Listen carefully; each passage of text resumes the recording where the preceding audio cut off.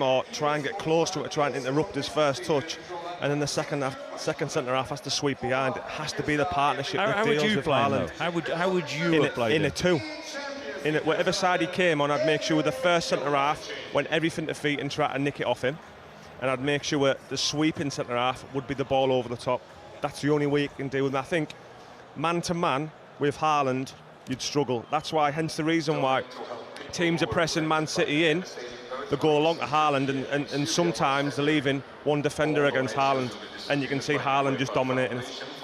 Jonathan, I mean, you have played with and against some of the best players of all time. You know, Ronaldo at Real Madrid, Raúl at Real Madrid.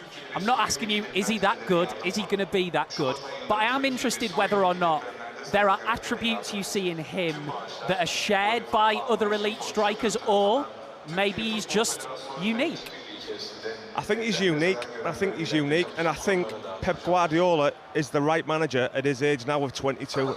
We spoke about it previously there about the detail Pep Guardiola goes into, and for a young player coming to Man City and learning the details of the game and little runs he can make, little touches he needs to make, his body shape when receiving, I think's brilliant for him now.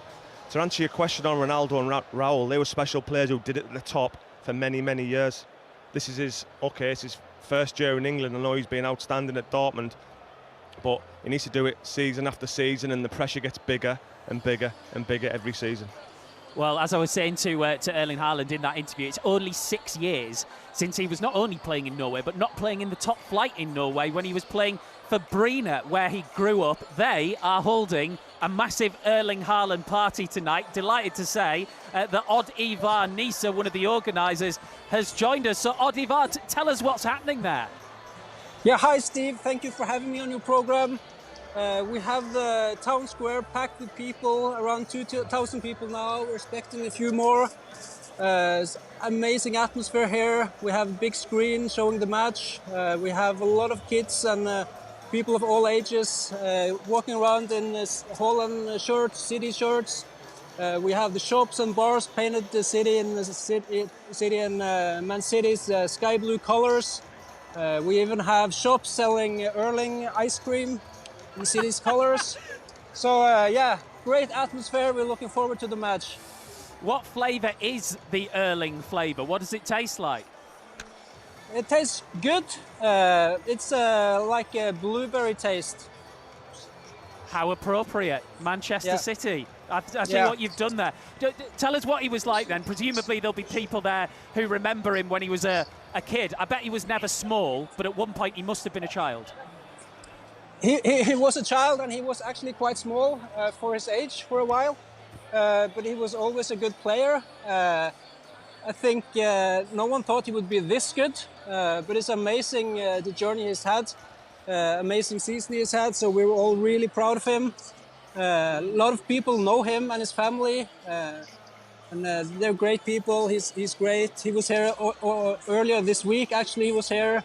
He's just the same guy that he used to be, visiting the same shops and restaurants that he used to be. So yeah, everyone here loves him and really cheer on him tonight. That's brilliant. Thank you so much. 𝓳𝓸𝓲𝓷𝓲𝓷𝓰, one of the organisers of an Erling Haaland party in the town that he grew up in Bruyne in Norway. Erling Haaland ice cream, John Murray.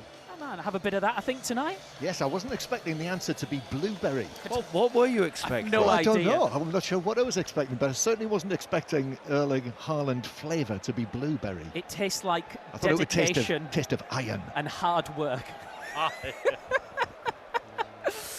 Oh, goodness me. Well, Erling Haaland, of course, he's in that starting lineup for Manchester City tonight, and we're expecting the teams to be out on the pitch very, very shortly for the warm-up. Just want to say as well, John, that we look across to our right-hand side now as the Manchester City banners start to be unveiled. We are the boys in blue. We're coming after you. It's starting to look much fuller over there now, isn't it? Should be fine. Yes, it is. And, you know, there are still gaps in there. So I assume people are still making their way here, but they still have time. We've still got an hour to go. But, I mean, it was very marked inside the stadium how much fuller the Inter end was. And, they've been singing their songs with their banners for much longer than it has been since the Manchester City end started to fill up. And we're going to have the same routine. They've put out the sky blue and white flags in the sections in the Manchester City area. So we saw this at Wembley last weekend. We saw it at the Etihad on the final day of the season, on the coronation day. So they're going to repeat that again on the night that they hope to win the treble. And if you're looking for a possible omen, tonight on the way to the ground, Inter brought one bus, Manchester City brought two buses, 2-1. Nice, very good. Well, all of the Champions League finals in recent years have been 1-0. Jonathan Woodgate thinks it's going to be tight. Chris Sutton thinks that they're going to absolutely batter into Milan. And we will find out in exactly 1 hour's time. That's how far we are away from kickoff here inside the Ataturk Stadium. It's an incredible stadium. It's actually a little bit of a white elephant in Istanbul because it's called the Olympic Stadium, built for an Olympics that actually never happened. They went for the 2008 Olympic Games. There is a running track, huge running track, round the outside of the pitch, which you can't see because it's covered in these dark blue carpets all the way around with the Manchester City badge at one end and the Inter badge at the other. In a parallel universe, Usain Bolt ran his 100-metre world record time in this stadium, but they didn't get that. The only thing they have had in recent years was that incredible 2005 Champions League final, Jonathan Woodgate, which we can't forget, especially because Steven Gerrard has just walked past and given you a high five. One of the best I've ever seen. One of the best I've ever seen, to be getting beaten at half-time. So well beaten as well at half-time, and then to come back and with that incredible victory, winning on penalties. I mean, who would have imagined that? Who would have imagined that going in at half-time and bringing Didier Man on, changed the game. Brilliant decision by Rafa Benitez, and they end up winning the Champions League. All right, well, we are an hour away from kickoff here. Other sports stories for you. Iga Swiatek beat Karolina Muchova to win her third French Open title this afternoon. We've learned today that Aston Villa have agreed a deal to sign Leicester midfielder Yuri Tielemans.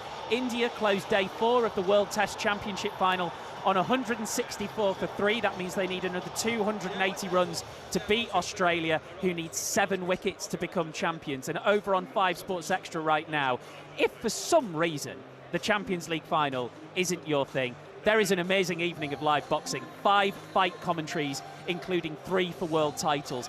We've got Patrick Vieira coming up between now and kickoff.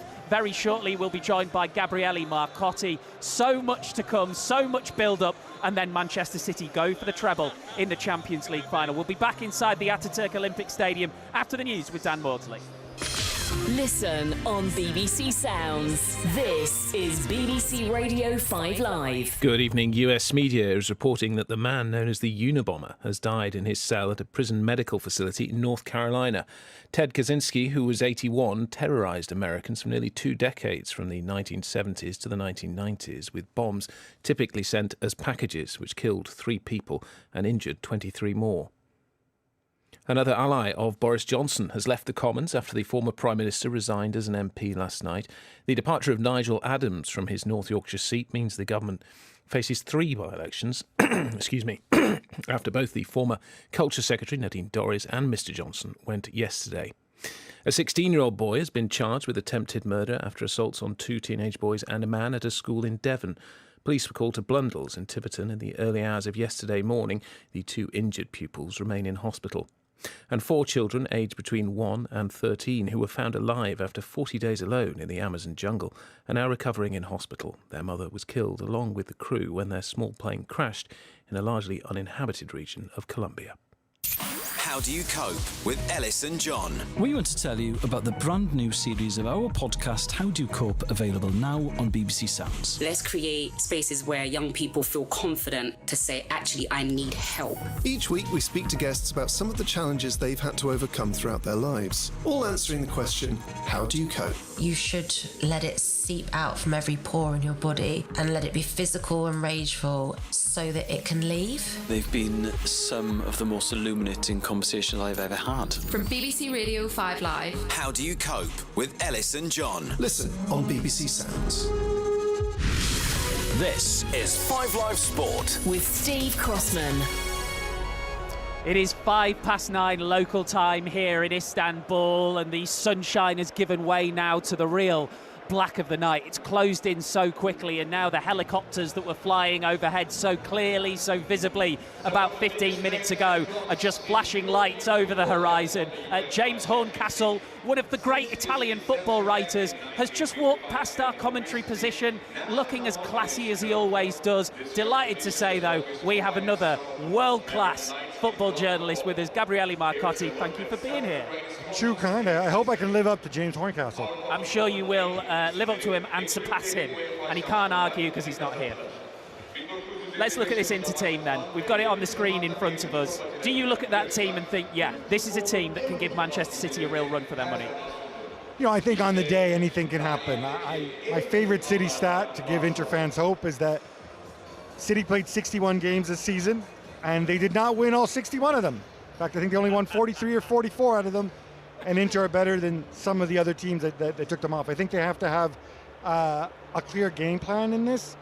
Inzaghi's very comfortable adapting to the opposition. It's always the base 3-5-2.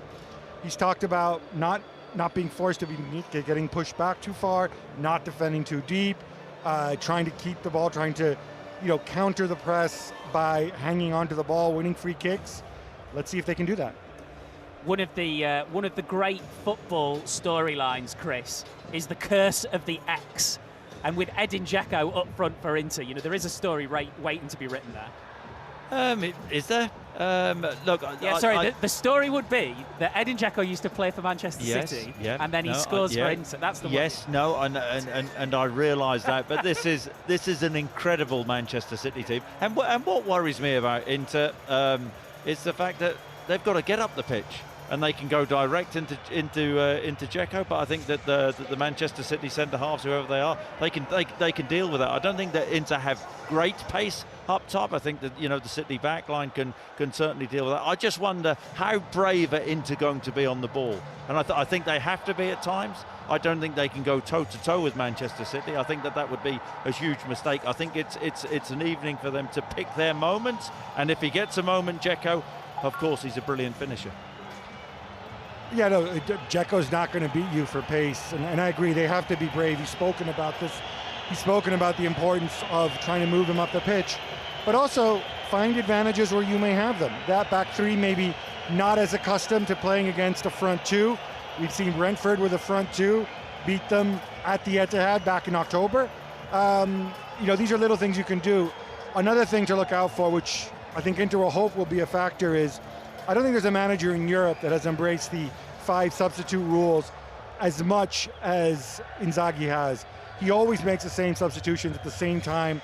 We know what they're going to be. It's a way of telling somebody like Edin Dzeko, give me 90 minutes of effort in 45 minutes because you're older. And then once they get tired, let me see if I can chuck on Romelu Lukaku. If you're a center half, maybe you don't want to see the big man running at you minute 60. Obviously, if they're going to be 2 or 3 goals down, might not make a difference. But if you're Inzaghi, you have to hang on to these things. Find an edge where you can get it. The fact that Walker's not playing, Di Marco against Akanji, maybe that's not such a bad matchup for Inter, at least going forward. Defensively, another issue. Is that part of the way that Simone Inzaghi has been able to retain just happiness within the squad as well? Somebody like Romelu Lukaku, from the outside, one would assume he's going to be furious. Lukaku is going to be desperate to start, and he's going to be angry that he's on the bench. But he too knows he has a role, even when he's not starting. That is a great point, and I think this is what's been really unusual about Inzaghi and this Inter team this season is they really are such a collective. There's such a trust in it. People understand their jobs and their roles. And look, I know it's a cliche. I know a lot of great teams are like that. But Inter, as a club, by their very nature, by their very culture, they're not like that. Even when they're good, even when they won the treble with Mourinho, there were people arguing, there were people unhappy. This is different. They all seem to have this incredible unity about them. And they just seem like a very, very mature team. And that's another button that Inzaghi can try to push in this game. I love this quote from Lautaro Martinez talking about the final. He says, personality is paramount. You must put all your heart into it and have the will. We've brought that kind of spirit back to Inter. It had been missing for a while. Is he right?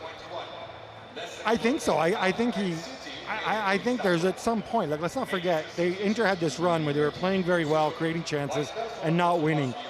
a lot of people thought Inzaghi might even be sacked come March or April, but they found this cohesion. And whatever it is, maybe it's self-interest. Maybe you've got future free agents who are playing for contracts. You've got young stars like Barella, like Bastoni, maybe are playing for moves elsewhere.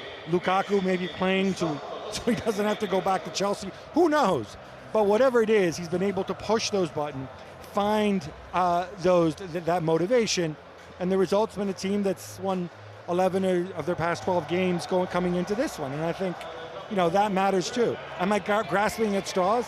Maybe a little bit, but the reality is the worst thing City can do is think that they've already won it. Yeah, is there pressure on Inter?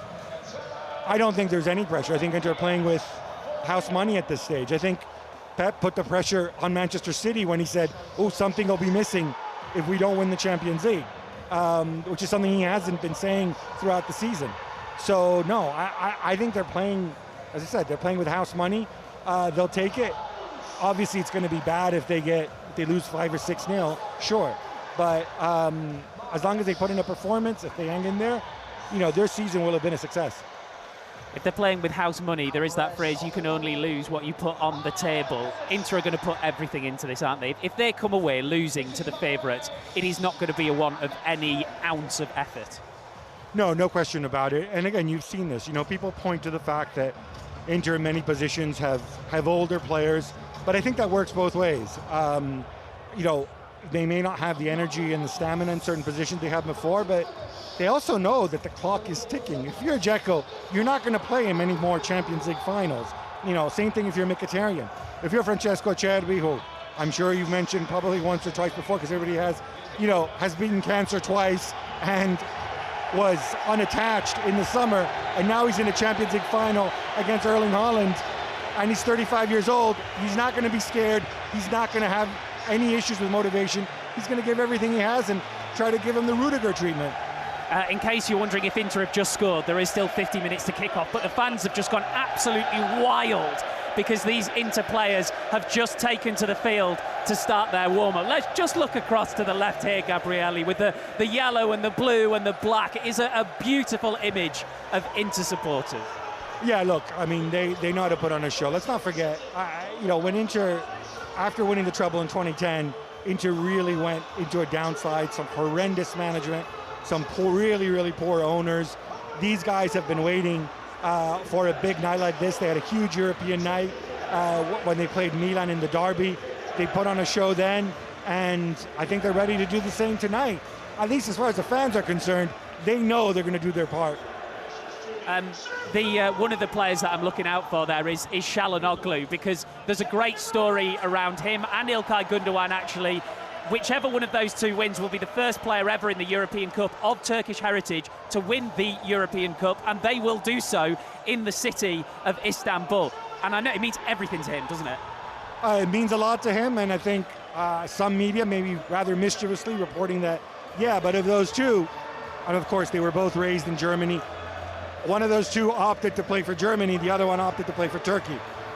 So maybe it was a sense of maybe to curry favor, get some neutral support here from the Turkish fans who are here tonight. I don't know, but it is kind of cool in such a football city like Istanbul to say that both these teams have a Turkish element, a Turkish presence to them.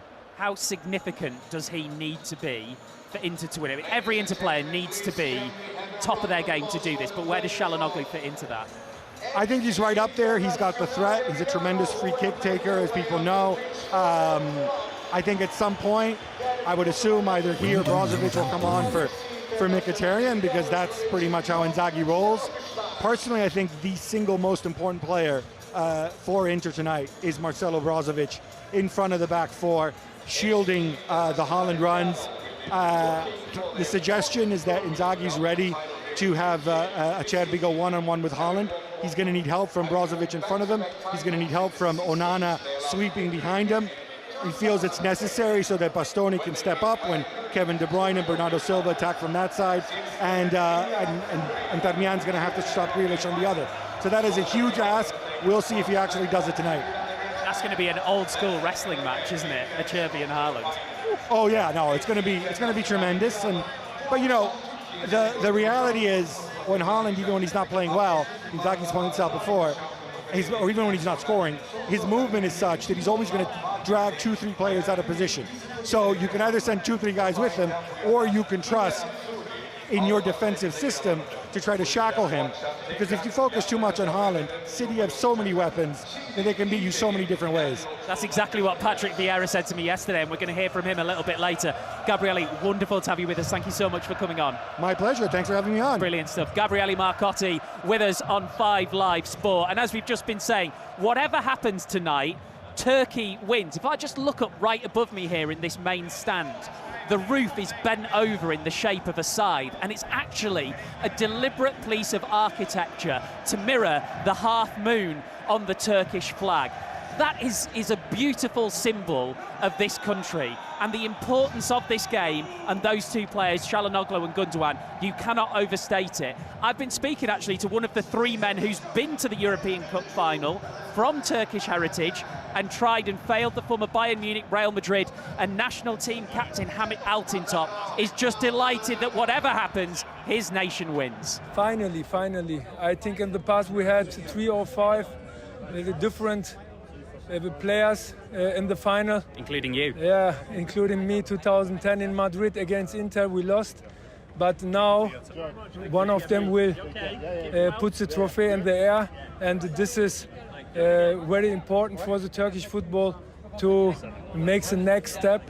I wish it more for Hakan because he's a captain from the Turkish national team. But on the other side is İlkay Gündoğan important too for the Turkish football because his roots. Tell us more about İlkay. What do you admire about İlkay Gündoğan? He's great. His mentality is really strong because he had it in the past. Everyone knows he's talented. He has the right mentality, right character to be a great player. But it was not always easy because he had serious injuries. But he came always back, and finally he's on the top, and he deserved it too, like Hakan, to win the trophy. That's Hamit Altintop, former Turkey captain, throwing his support behind Çalhanoğlu. But of course the love for Gundogan is there, and the love for Gundogan for his Turkish heritage is absolutely clear as well. He talks about it all the time. Let's focus in now more on İlkay Gundogan. We've got correspondent John Murray, Chris Sutton, Jonathan Woodgate, and the Athletics Manchester City correspondent Sam Lee has joined us as well now. Jonathan, first of all, just an appreciation of İlkay Gundogan. Well, what he's done this season, at times they've needed a goal, Man City, and he's produced on a big occasion. And we were talking about him earlier on, but what he sometimes does, he makes runs late into the box. But sometimes you always want the players to move, but sometimes he just stands still and he's difficult to pick up, and then it's who goes to him. Is it the right back goes to him? Is it the centre back that comes out? Is it the centre midfielder if he's pulling off their shoulder? But he's an exceptional player. I think he goes. I think this is his last game today for Man City. Regardless if he wins the trophy or not, I think he'll go, and he's been an incredible servant to Man City. I was trying to read Sam's expression when you said that to see if I could get a flicker or anything, but that's what everybody's wondering about. Yeah, my only expression would have been, you're going to ask me what's going to happen with Gundogan, and I don't know. There was a bit of confusion basically because he wants a longer deal than City were originally offering. I think they've changed stance on that somewhat, and they're therefore working towards something. But I don't know, we're going to have to wait and see. Maybe tonight is a way to either persuade him to stay, or maybe he thinks, well, I've done everything now. If they win the treble, maybe it is a good time to go. But if it's Barcelona, it's got to be it's different, isn't it? If it's Barcelona, you don't think, Chris? No, I don't. I think, he's got a far better chance of winning big trophies with Manchester City than Barcelona. Yeah, but you're still playing for one of the biggest teams in the world in Barcelona. Man City, they're on the climb. But tradition of Barcelona or Real Madrid, they come in for you got to go. Well, not at this moment in time, I don't think. İlkay Gundogan has just come flying out of the tunnel, sprinting onto the pitch, the Manchester City captain. He gives a big wave to the City fans and he applauds them as he wanders over to the left-hand side and picks up a ball and starts to dribble it into the centre of the pitch. I mean, there's no doubt, Sam, that the Manchester City fans absolutely love him. That reception was for the whole team, but he was out there like a rocket. Yeah, he loves it, and they love him. He's maybe taken him a little bit of time to win fans round, or at least to make fans appreciate how good he is. And I think, as Jonathan was saying, this season, but we also saw it a couple of seasons ago in the behind closed doors season, when he was scoring those goals, that helps. You know, if you start scoring goals, you get a bit more attention. But it's just, Jonathan mentioned his timing. His timing's perfect, you know, the way he knows the right areas to stand. But for me as well, everything he's got on the ball, the goals, his use of the ball, because he's like David Silva in how he can dictate the tempo of a game, and obviously he can do it in different positions. But off the ball, he's so tenacious, and second balls, I think he's probably City's best player at attacking the second balls, knowing where it's going to drop. And I mean, look, the obvious example last week at Wembley for that volley, but also at Everton when he scored those 2 great goals, when he set up Gundogan, when he set up Haaland, sorry, he was there when the ball dropped, nipped in, got into a crossing position, put it across, and Haaland scored. He knows exactly where to go, and tonight those kind of things will be important too. Do you know, on any other team it'd probably be the superstar. It's just unfortunate for him. And fortunate for him. It depends which way you want to look at it, that he plays for Manchester City. You know, Kevin De Bruyne, he's sort of playing in his shadow, I think. But within the dressing room, I'm sure the players absolutely adore playing with him. Well, he's a captain, isn't he? And I was reading yesterday from my colleague Paul Hurst in The Times. He sits in a particular spot in the dressing room where everybody's got to go past him, so he can say hello to them, and if they've got any issues, they can come to him and say hello. And he's only been the captain in that role this year since Fernandinho left, and Fernandinho did a lot of stuff like that. You know what that kind of role entails. I would have hated that spot in the dressing room where you'd have to say hello to people every. I thought you'd be really good at that, Chris. I thought you'd be very good at that. But it just shows as well that he's captain of Man City, but there's so many other people who could have been captain. Stones, Diaz, De Bruyne, Rodri, and he gets the armband. It's been brilliant management as well from Pep to give him that. Yeah, well, the players get to vote actually. So, and well, I suppose like in the way that Pep's managed him has been fantastic, but in that sense that the players get to vote, it goes to show the regard he's held in. That says it all as well. If the players are voting for you, it's even better. We've just been given pictures of him, close-up pictures of him on the pitch warming up now, and he has got such a huge intensity in his eyes. There's a great quote from Pep Guardiola on him this week. He said, "What a season. When he first arrived in Manchester City, the skills were there, but he has a special mentality. He plays the big games, John Murray, like they are friendlies." Yeah, and as we've mentioned a couple of times over the course of the last few weeks, Kyle Walker said when it gets to the end of the season, he turns into prime Zidane. But the point I was going to make actually is about Kyle Walker, because as we mentioned, named among the substitutes tonight. I did wonder, you know, he did train last night, but I've just seen he did run out there, so he is out there on the pitch. Kyle Walker warming up as one of the substitutes. It's interesting, that quote about him saying he plays finals like they're friendlies, because 2 years ago when City got to the Champions League final, Pep did something on Italian TV, and he was talking about his Barca players, and he said they used to play big finals like they were friendlies, and he was asked, what about your City team? And he was like, not so much. There was obviously a difference between how he saw his Barca team in terms of those big moments and his City team. But now he's saying that about Gundogan. You can see it with him, and you do wonder as well if they're a bit more prepared tonight for this kind of occasion than they were 2 years ago. I guess we'll find out. A couple of quotes from Pep Guardiola down pitch line, who's been speaking on TV, talking about the fact that Kyle Walker isn't in the team. He said that was a really tough decision. Kyle is so important for us. We need a different type of defender for this match. That is an interesting quote, Sam. I wonder what it is about Inter that makes him think that, because obviously against Real Madrid, the reason he was perfect was because of the pace of Vinicius. Yeah, well, exactly. I guess tonight they're going to play 2 up front. You've got three big centre-backs, I guess it will be. If Stones goes into midfield, as we expect, you've got the 3 big centre-backs to deal with them. Akanji, look, if you talk about what other players have got, you can maybe start making it sound like you're taking away from what Kyle Walker does. Kyle Walker's fantastic.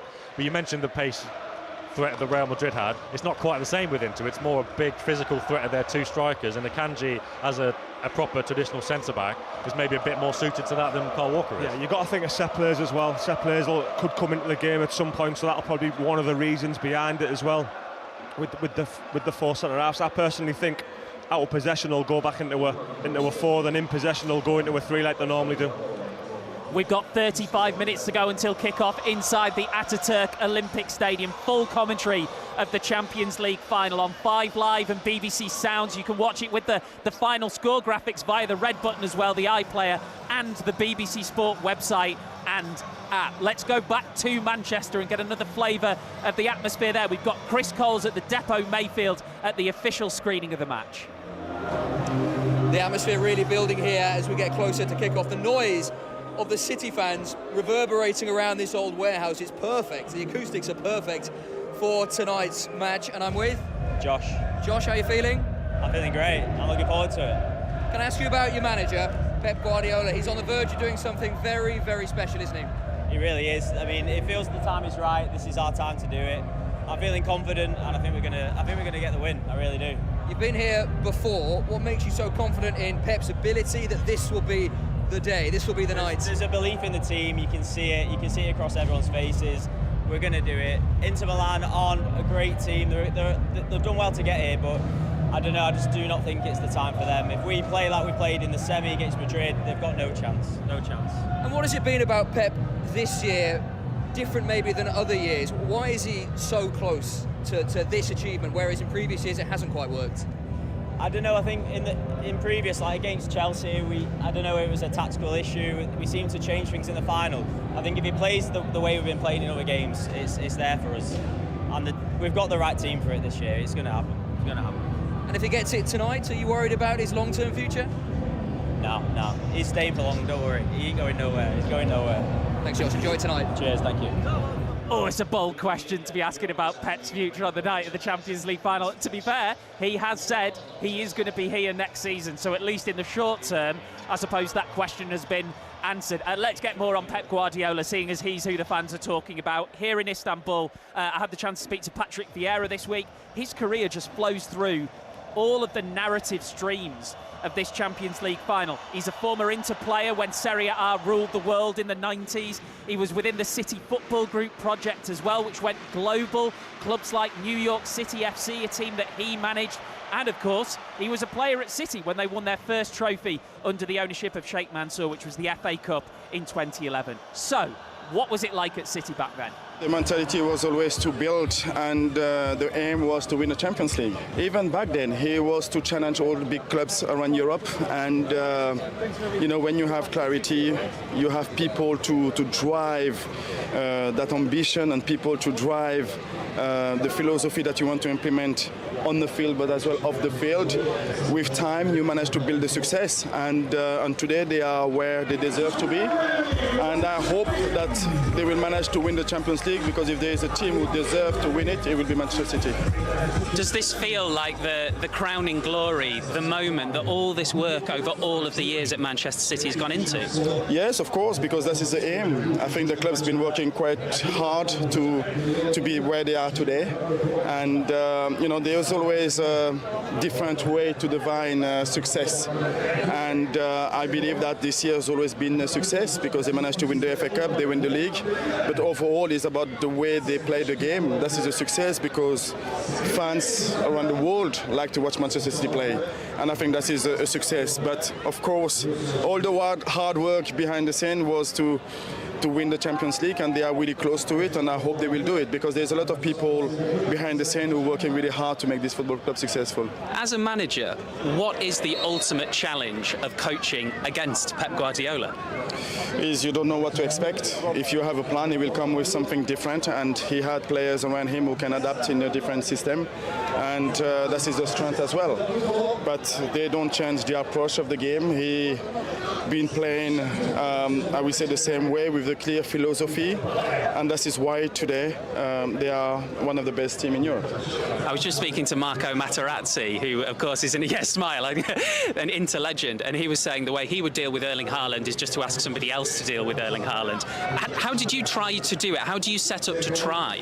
If you try to only concentrate on him, you will have Gundogan, you will have De Bruyne, who can use the space that he will create. I think overall you need to stop City developing their game, and there were so many teams who tried and was really difficult regarding the system that you're going to use against them.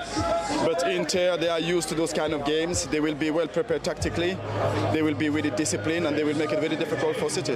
And I must ask you about Inter, because you played for Inter in a glorious era of Italian football. We've actually had 3 Italian teams in European finals, haven't we? That's just show that the Italian league is getting back to this best. Having teams in the semi-final, final of competition, European competition, mean that they're going back. They had a difficult period, but I think they get back to their best.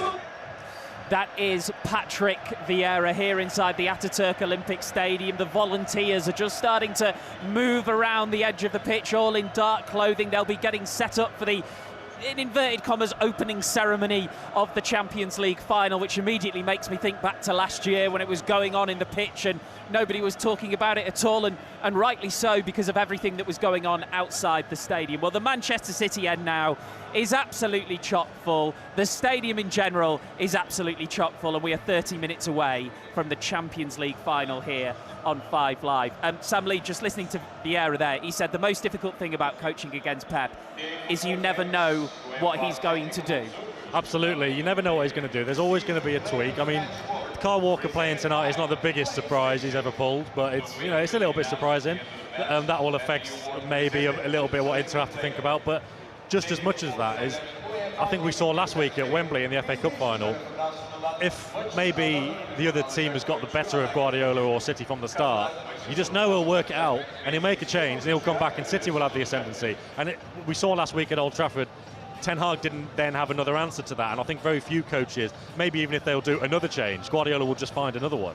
And when we talk about his legacy and how good he is, and you know whether he's been successful just because of the clubs he's at or the players he's had, just think about all these very subtle changes that he makes, and as Patrick Vieira says there, how difficult it is for a coach to go up against him. All of those things like that's the kind of stuff that makes him special. Do you think he's really feeling the pressure with this one though, Sam? The fact that they haven't got over the line in this competition yet? Probably, because he's very nervous, full stop. You know, we talk about overthinking and this kind of stuff, but you know, he'll overthink every game. You know, he'll make changes. If that's what we're calling it, he will make changes. If they're playing Fulham and go, well, we need to attack them in a certain way, we need to make allowances for this. He's, you know, it's that old thing, if he doesn't eat on match days because he's so nervous. So yeah, he is a very intense guy. We see his anxieties and insecurities on the touchline when teams are counter-attacking or they've got set pieces and he'll crouch down. He's nervous. And he will be nervous tonight, but of course he's got the team behind him and his own know-how to send his team out there. And I think he is at least comfortable that he can be sure that these players are ready. That's probably as comfortable as he can get. Do you think he's one of the best ever, Chris? What do you think? I think so. I think, you know, he's taking the game in the Premier League to another level. You know, he's always evolving. I do think, though, that there is so much at stake with this game for him because of what's gone on in the past. You know, you go back to that Chelsea final, the fact he played Rodri and Fernandinho all season in that holding position, that was an error on his part. And tonight, we're all coming into this game, whatever we think the scoreline's going to be, and we fancy Manchester City to win. So it's sort of unthinkable at this stage that Manchester City aren't going to get over the line. And look, I think they'll score early. I think they'll win the game comfortably. But if they don't, the longer this game goes on, you can imagine it taking its psychological toll.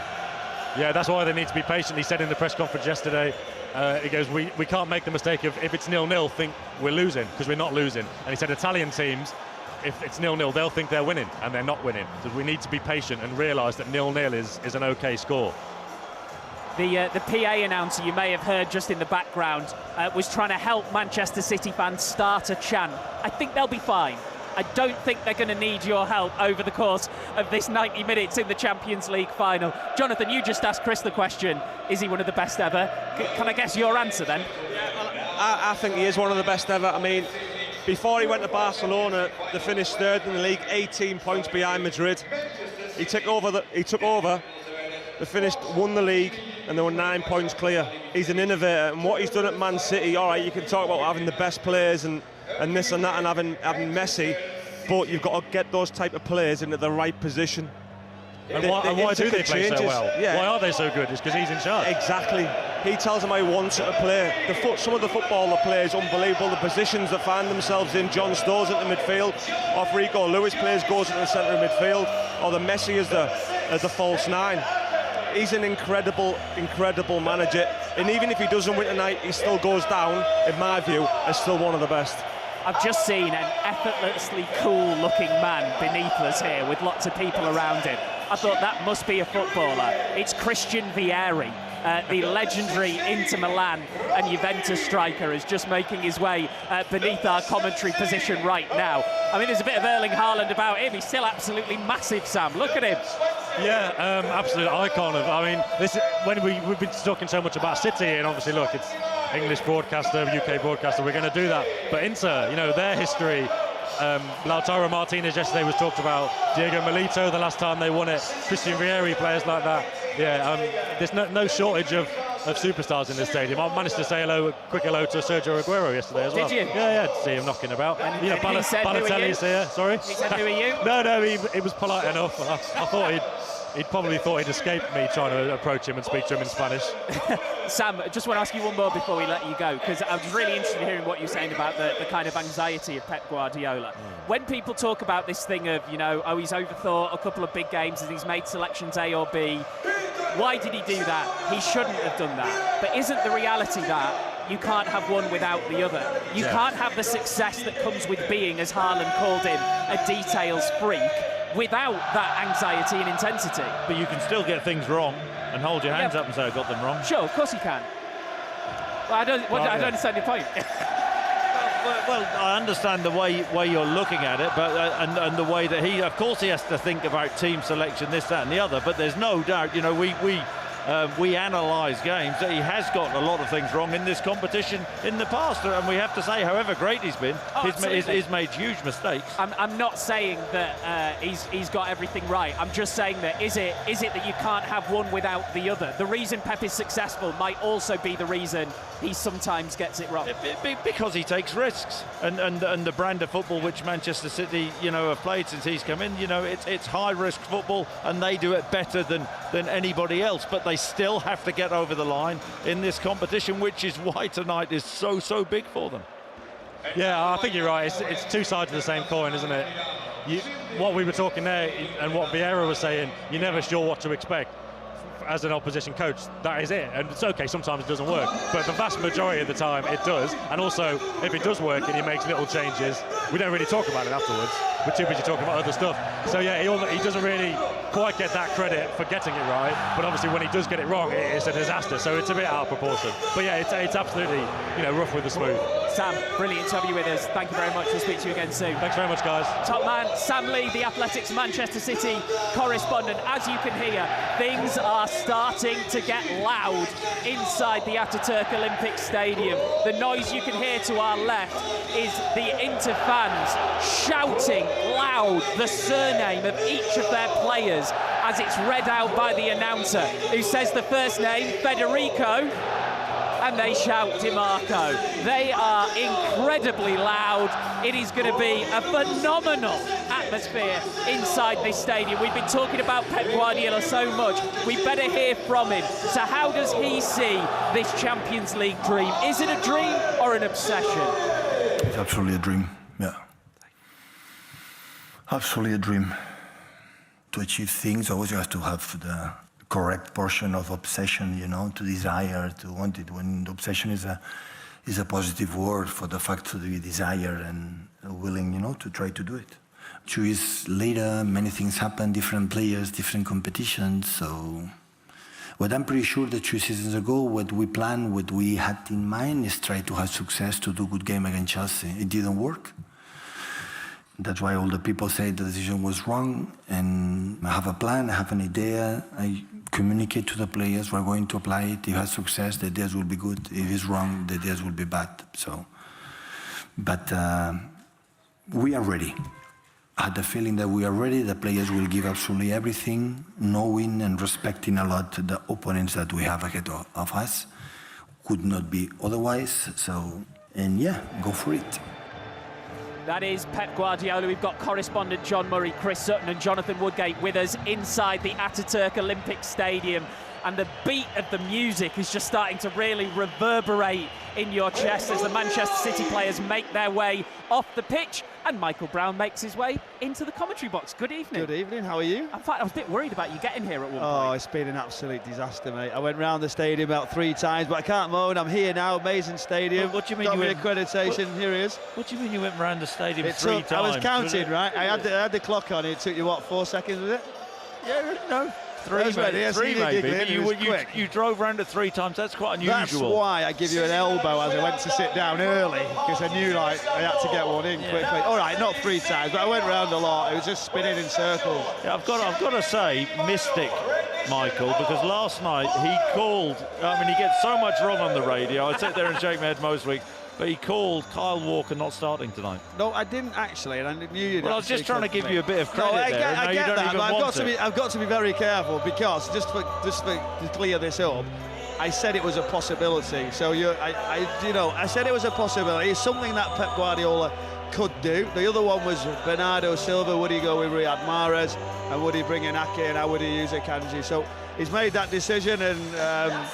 It is a bit of a shock. I don't know if it is for you. It was for me. I expected him to play. But again, with Pep Guardiola, you never rule out what are these decisions that he makes. They've just had a big lighting change inside the Atatürk Stadium. They've shut off 3 or 4 of the big lights. It almost feels like a cinema just before the main event, and the show isn't that far away from starting. We're 20 minutes away. The Manchester City fans now have picked up their blue and white flags, and you can see the clear segments behind them as we move along the stand to the right-hand side. John Murray. I think they're going to put all the lights off for the opening ceremony, the kick-off show, as they call it. So don't be alarmed when that happens. What can you tell us about the act for the opening ceremony, John? I can tell you in 6 minutes. In 6 minutes, we will hear from Burna Boy, Anita, and Alesso. What does Burna Boy sing? Well, funnily enough, I was reading about Burna Boy this week. They both performed. Beyonce and Burna Boy both performed in London last weekend. Who do you think had the bigger crowd? Yeah, Michael, you know this sort of stuff. Well, he's asked the question, hasn't he?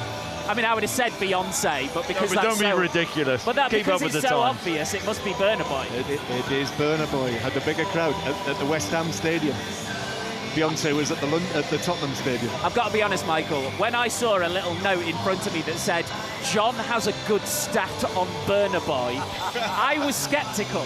But there it is for you. Well, he always pulls stats out of the bag. That's what he does. He's been sat up all night working these ones out. I'm sure he's got more in that little bit of a notebook that he's got going on. It doesn't surprise you. He just had the binoculars out as well. I tried to get in the line of them, but I knew I'd have got in trouble if I did. I tried my best, but yeah, another good one. Michael, let's just go back in time from this Champions League final. We're less than 20 minutes away from kick-off. Manchester City have this unbelievable opportunity, and it is an unbelievable opportunity to win their first treble, to be only the 2nd English club after Manchester United, only the 3rd British club after Celtic as well, who won all 4 trophies that they could play in. This is a million miles 5. away. Celtic was 5. Sorry, 5. Thank you, Chris. Yeah. Thank you. You've saved me a lot of tweets. I appreciate that. The 5 trophies that Celtic won. This is a million miles away from the City you were playing for in the 90s. The transformation is astounding. Like, how is it for you to see that? Yeah, I mean, it's incredible. I've seen, obviously, full turnaround from the club when I was a youngster, joining towards the top of the Premier League, to then a full change for them to come back and to be in this sort of situation with the infrastructure just behind the scenes. It's not just what we're seeing here, how big the club's getting all around the world. But really, this is the one, Steve, that really escalates it again. And it's one of them as well for the owners, isn't it? And they set off and gone, right, what do we need to do with this club? Can we win the Champions League? And they've certainly been close. The consistency's there from the football club now, year in, year out. The disappointment of Porto is still there, it's still burning a hole. And you know, if they can do this, heavy favourites now. The players seem much more comfortable, much more sort of accomplished to sort of go and get a win and being relaxed in this situation. So I feel like you know, they should go and get this result. Do you think they can be only slightly more relaxed? Because it felt like the game they were really worried about was losing the chance of a treble full stop by losing to Manchester United in FA Cup final. Well, that was there, wasn't it? That would have been the one. Manchester United supporters obviously didn't give their team a chance, but to stop City winning the treble, it would have been a great story. But you just look at the games leading up to it, you know, in the draw, when we're seeing it leading up to get to the final, everyone was thinking, well, is that going to be a fate? Is City not going to do it again? But they really dispatched with the last two, didn't they? And it was an unbelievable performance against Real Madrid, so convincing, and that's got to give them confidence now. Well, as the lights go out in the Ataturk Olympic Stadium, the lights come on because so many Inter fans away to our left-hand side have put their lights on their phones. It looks like a gaggle, a collection of stars away to our left-hand side. And in the centre of the pitch, this huge carpet has just been laid across the whole surface. It goes from goal to goal. There's lots of sort of red hexagons on the pitch. It looks a bit like an unfinished game of blockbusters in the centre of the Ataturk Olympic Stadium. That's one for you, Chris. Michael, did you used to watch blockbusters, Michael? Yeah, I did. Yeah, I used to play, yeah. There he goes. I'm just waiting for John to produce the stats on how many of those are going in there now in the centre of the pitch. Well, Manchester City just want you to give them a T for treble. We've got 15 minutes to kick off in the Champions League final. Manchester City and Inter Milan. The atmosphere is really building. John Murray, you know, you have done countless Champions League finals. How does this compare? I enjoyed that. Give us a T for treble. That was very good, very good. Yeah, you know, any match like this, any showpiece occasion like this, I know that some people don't like it, some people would rather say it's just get on with the match, but it just builds and is part of the occasion. So all of these Inter Milan fans and Manchester City fans who've come halfway across Europe, completely across Europe from a Manchester point of view, you know, it adds to the sense of occasion. It makes it feel like it's special. I can almost, Jonathan, sort of feel it when the music beats. I can always just sort of feel it, like when you're next to the speakers at a gig. It seems a lot of setting up though for 6 minutes of work, doesn't it? How many people you got down there running about? Wait, I saw one of the lads doing a full sprint like he was handing over a baton to someone. If you don't like this, never watch the Super Bowl halftime show. You'll be absolutely fuming with it. Let's have a watch and see what it's like, huh? Well, they've got some bright green and blue lights that have started to go. It almost looks a bit like an Italian football flag with the white stickers and the white lights in front of us, and they've gone full stage, John Murray. This is like the Super Bowl. Yeah, full stage, and as I say, this is. I mean, you have to marvel at what they've done here in the space of just a few minutes. They've effectively set up a concert stage on the Champions League pitch. So it'll be all beginning very shortly. But one thing I think we should mention as well is, you know, everyone's very conscious here of the fact that this earthquake happened in this country, you know, just earlier this year, and what a devastating effect it had on thousands, hundreds of thousands, millions of people in this country. And that's very much being a part of what we've done tonight. And already this evening they've actually asked for donations to the people affected by the earthquake. And last night, hundreds of people who survived but had people who were killed in the earthquake were invited here last night to be a part of it all and to watch the training sessions, which I thought was a really nice touch. Yeah, absolutely. Well said. John Murray, our correspondent here in the Ataturk Olympic Stadium. And in front of us now, wow, fireworks just explode from the roof, the pyrotechnics, and coming up from the pitch as well, shooting up into the night sky in Istanbul. It's almost like a trophy lift. There is so much going on, so much smoke filling the pitch at the minute for what they are calling the Kickoff show. And I can see Burna Boy. It is my first time seeing him live. And he's wearing a golden suit, draped in gold from head to toe. Right, that's enough about that. Let's focus on the football. We've heard from City fans in Manchester. Let's get a flavour of what they're saying here in Istanbul. Juliet Farrington has been talking to them as they arrive at the stadium. Oh, it's just amazing. It's the best feeling ever. It's a dream come true. Come on, City! Right, the most important part of this conversation is about the impact Erling Haaland's had on this team this season. He's been quiet the past couple of games, but it's a big game playing today. It's the Erling Haaland show. What makes you say that? He's not scored for the past 2 games, and it's just about time for Haaland now. He will come alive tonight. You just watch. He will come alive. How many goals is he going to score? What's going to be the scoreline prediction from you guys? Well, I'm going to go with City to win by 3 clear goals. Haaland will be marked by, obviously then, he'll be marked by 2 or 3 of their players. That will give grealish and then that's Gundogan, De Bruyne a bit more space on the pitch like the United game. So City 4-1 for me. Gundogan as well, could be his last game. Gundogan, the hero. We need a statue outside the Etihad for Gundogan after this game. I hope he will stay. Hope he will stay, but it depends up to me. Well, you know what? I've been walking you this length of time. I'm going to let you actually now go and properly enjoy yourself. Come on, City! Haaland! Manchester City fans outside this stadium with Juliet Berrington. They'll all be rushing in right now for what is effectively a pop concert. There's actually the light shooting up here from the pitch inside the Atatürk Stadium, almost like a spider's web, are just beaming up into the sky and meeting in the middle. And I know exactly what is going on here, John Murray. We talked about all of the events that Turkey have gone for and haven't been able to get. This is them showing what they can do and sticking the landing. I cannot believe that the Champions League final is going to be played down there in a matter of minutes. And we're just seeing a line of fireworks going up right in the middle, like either side of the halfway line. And so that's Burner Boy done. 6 minutes counting down, Jonathan. We're now into Anita from Brazil, who I'm less familiar with, I have to say, the work of Anita.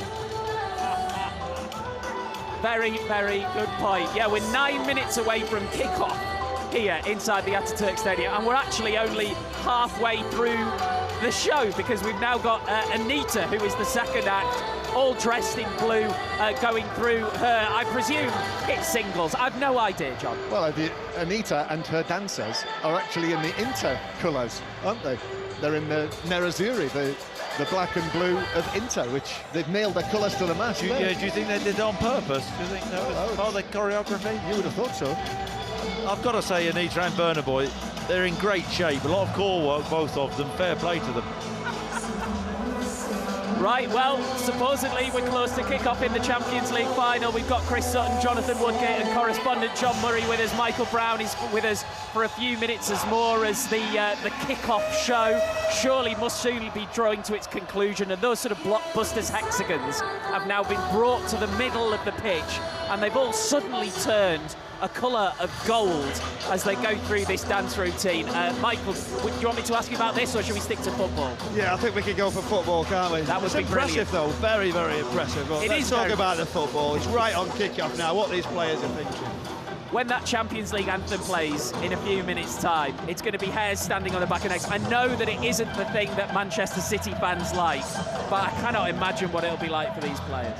That'll be an amazing sort of feeling on it, walking out into the centre with that opportunity and just looking around. They'll be aware of what's going on, how big this occasion is, and you know the chance to go and obviously make history with a treble. I think that's something as well that you can't take away from it. And we discussed on the show last night with Chris about the players coming into this country, into the Premier League, into England. What they really want is this trophy. That's something that they've joined Manchester City for, and it's not only that, it's the manager as well wants that return. So it's just an amazing occasion. Well, the concert appears to be over. The star acts are leaving the field. It's not over yet, Steve. We've not? still got Alesso to do his. Oh, for goodness sake. We're only 2/3 of the way through it. Well, I heard this music was on tape, and I thought that must be it, surely. We've only got 7 minutes.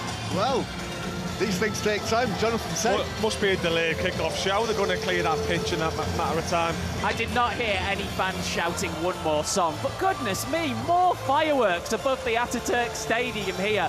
All different colours, the reds and the golds and the blues, and still more pyrotechnics on the pitch as well. There's absolutely no expense spared that Turkey has put on. And we were saying only the other day, John, you know, Turkey, Istanbul got this Champions League final, and it feels like a little bit of a pat on the back for not getting other events in the past. Well, you know, I know that many Manchester City fans have had a real struggle getting here, as Michael will testify to. But, you know, if you think last year, Stade de France, one of the great stadiums of Europe, what a mess was made of that.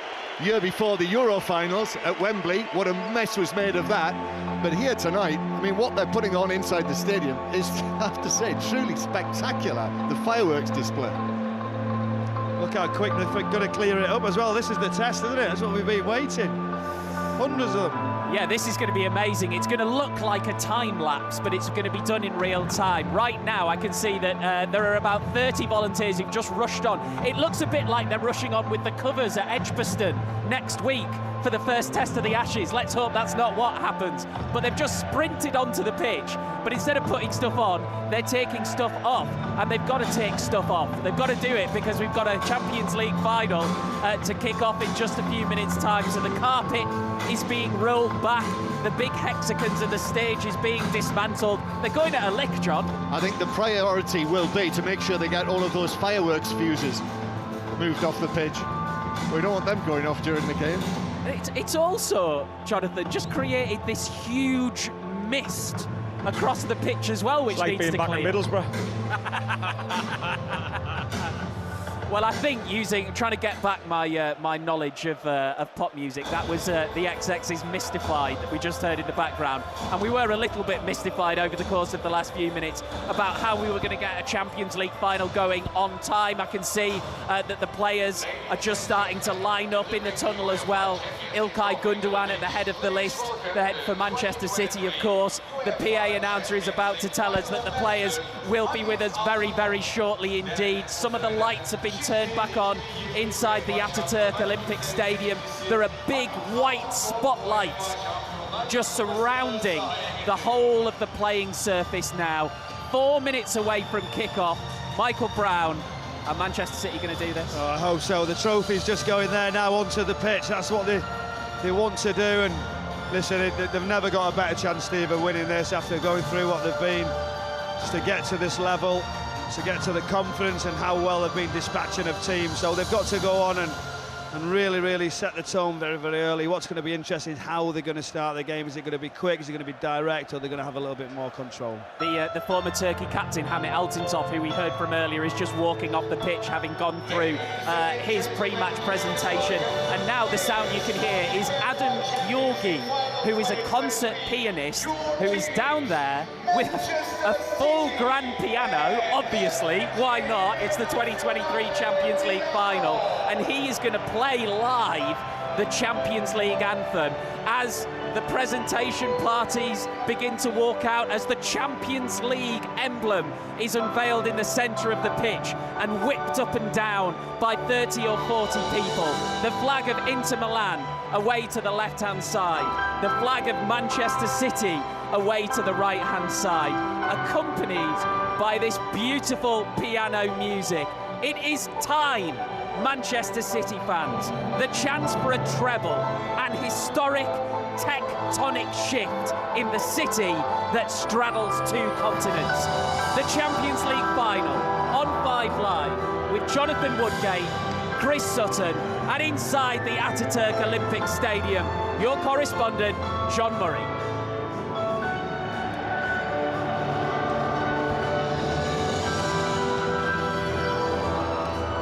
What an amazing scene we've got inside the stadium here. They have gone all out for this Champions League final here in Istanbul. And Adam Georgi, what a flourish that was to finish it off. Brilliant, brilliant from the concert pianist, the Hungarian concert pianist, to finish off the Champions League anthem as the teams walked out and lined up either side of the halfway line. Ladies and gentlemen, now the starting lineups for this evening's So for only the second time, we at BBC Radio Sport are about to bring you commentary on a Champions League final here in Istanbul, this chaotic and characterful city, the city on the Bosphorus. It's the place where East meets West. It's the place where Europe meets Asia. And tonight, it's where Manchester meets Milan. The teams are just lining up for their pre-match photographs. As we look down from up here, high on the dressing room side of the Ataturk Stadium, Inter Milan in their blue and black stripes lining up for their photograph in front of dozens and dozens of photographers, and Manchester City in the sky blue, white shorts and blue socks are to the right. İlkay Gundogan marches across and stretches out his right hand to shake hands with Marcelo Brozovic, the Croatian World Cup player who is captaining Inter this evening. Handshakes, pennants are exchanged, and the officials there as well in orange shirts.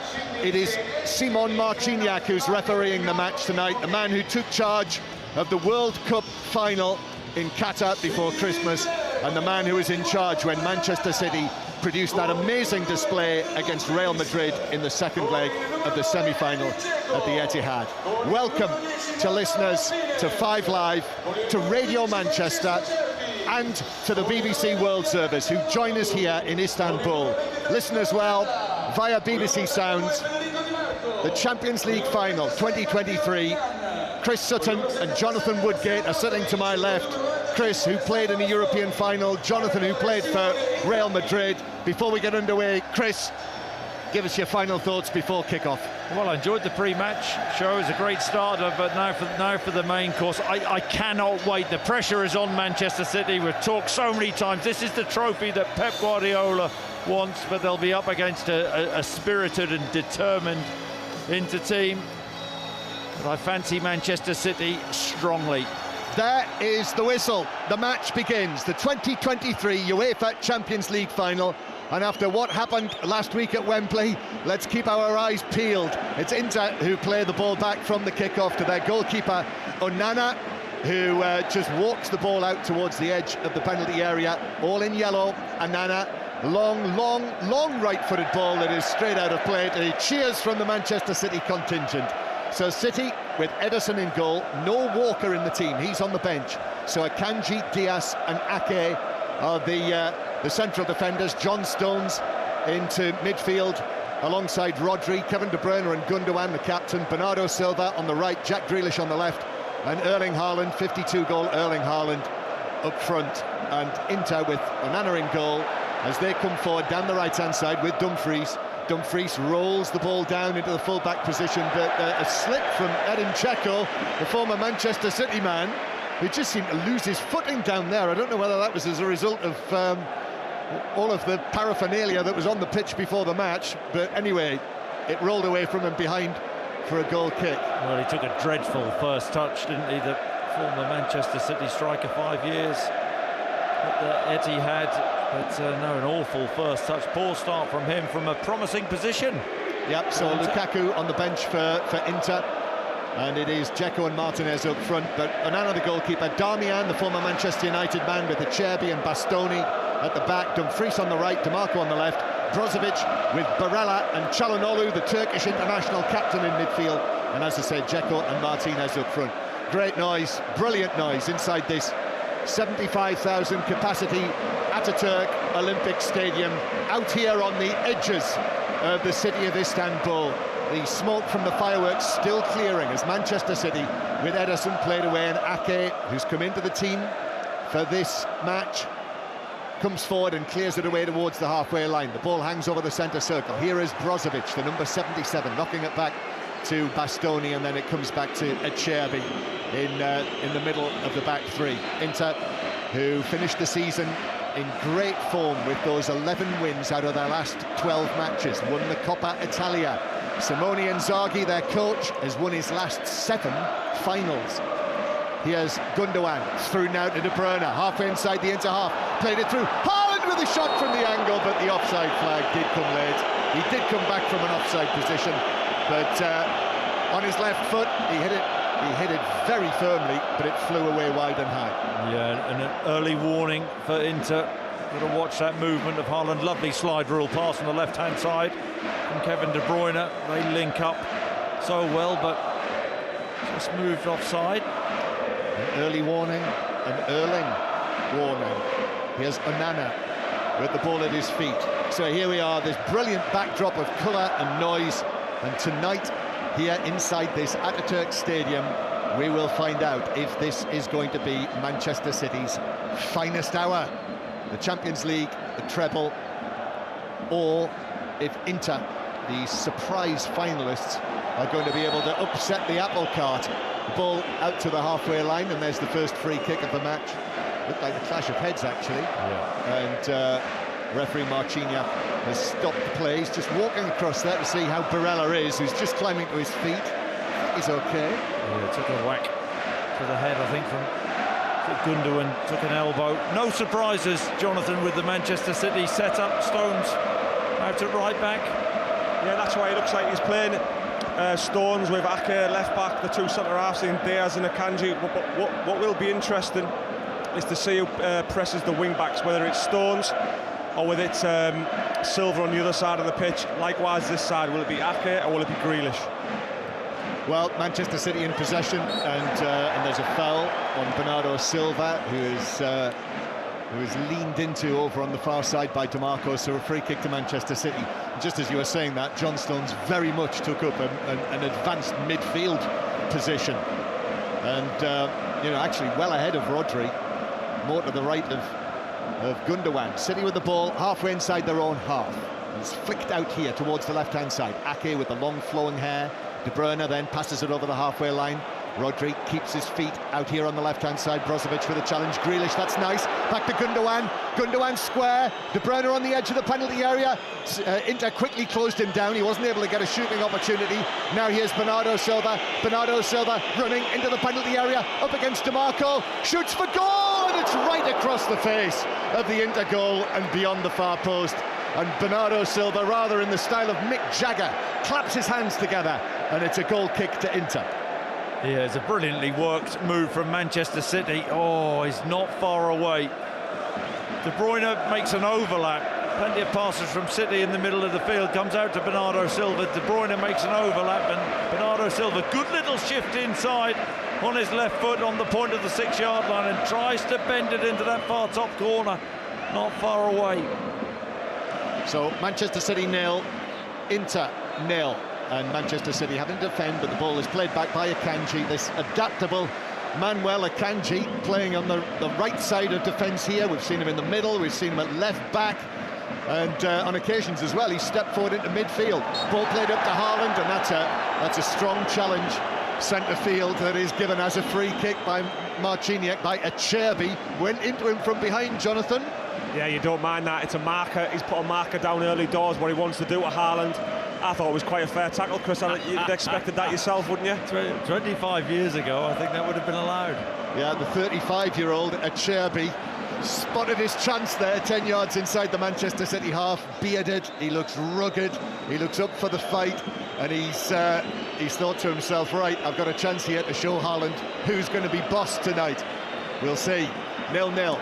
Onana, who used to be at the academy at Barcelona when Pep Guardiola was there. Pep Guardiola said yesterday he's an exceptional goalkeeper, and he's made more saves than anyone else in the Champions League this season, Onana. Is that a good thing? Which doesn't bode terribly well, I thought, when I saw that. Yeah, City with the ball on the right-hand side. You said to me tonight, how many attempts at goal you expected Manchester City to have this evening? I fancied Manchester City to pepper the Inter goal. I thought 20. Well, they've already had one.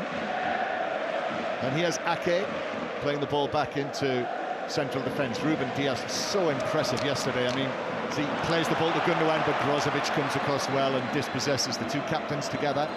And now the ball back with Bastoni, who passes it up towards Barella, just been named as the best midfielder in the Italian league for this season, just finished. The league season just finished, but he'll have to do better than that. Barella passing it from inside his own half, way beyond anyone in a blue and black shirt. Yeah, he's all action, isn't he? Box to box, but that ball in behind the Manchester City back line, it's a high line. I don't think that Inter have great pace up top. Martinez isn't a slouch, but the timing of his runs and Dzeko's runs really important.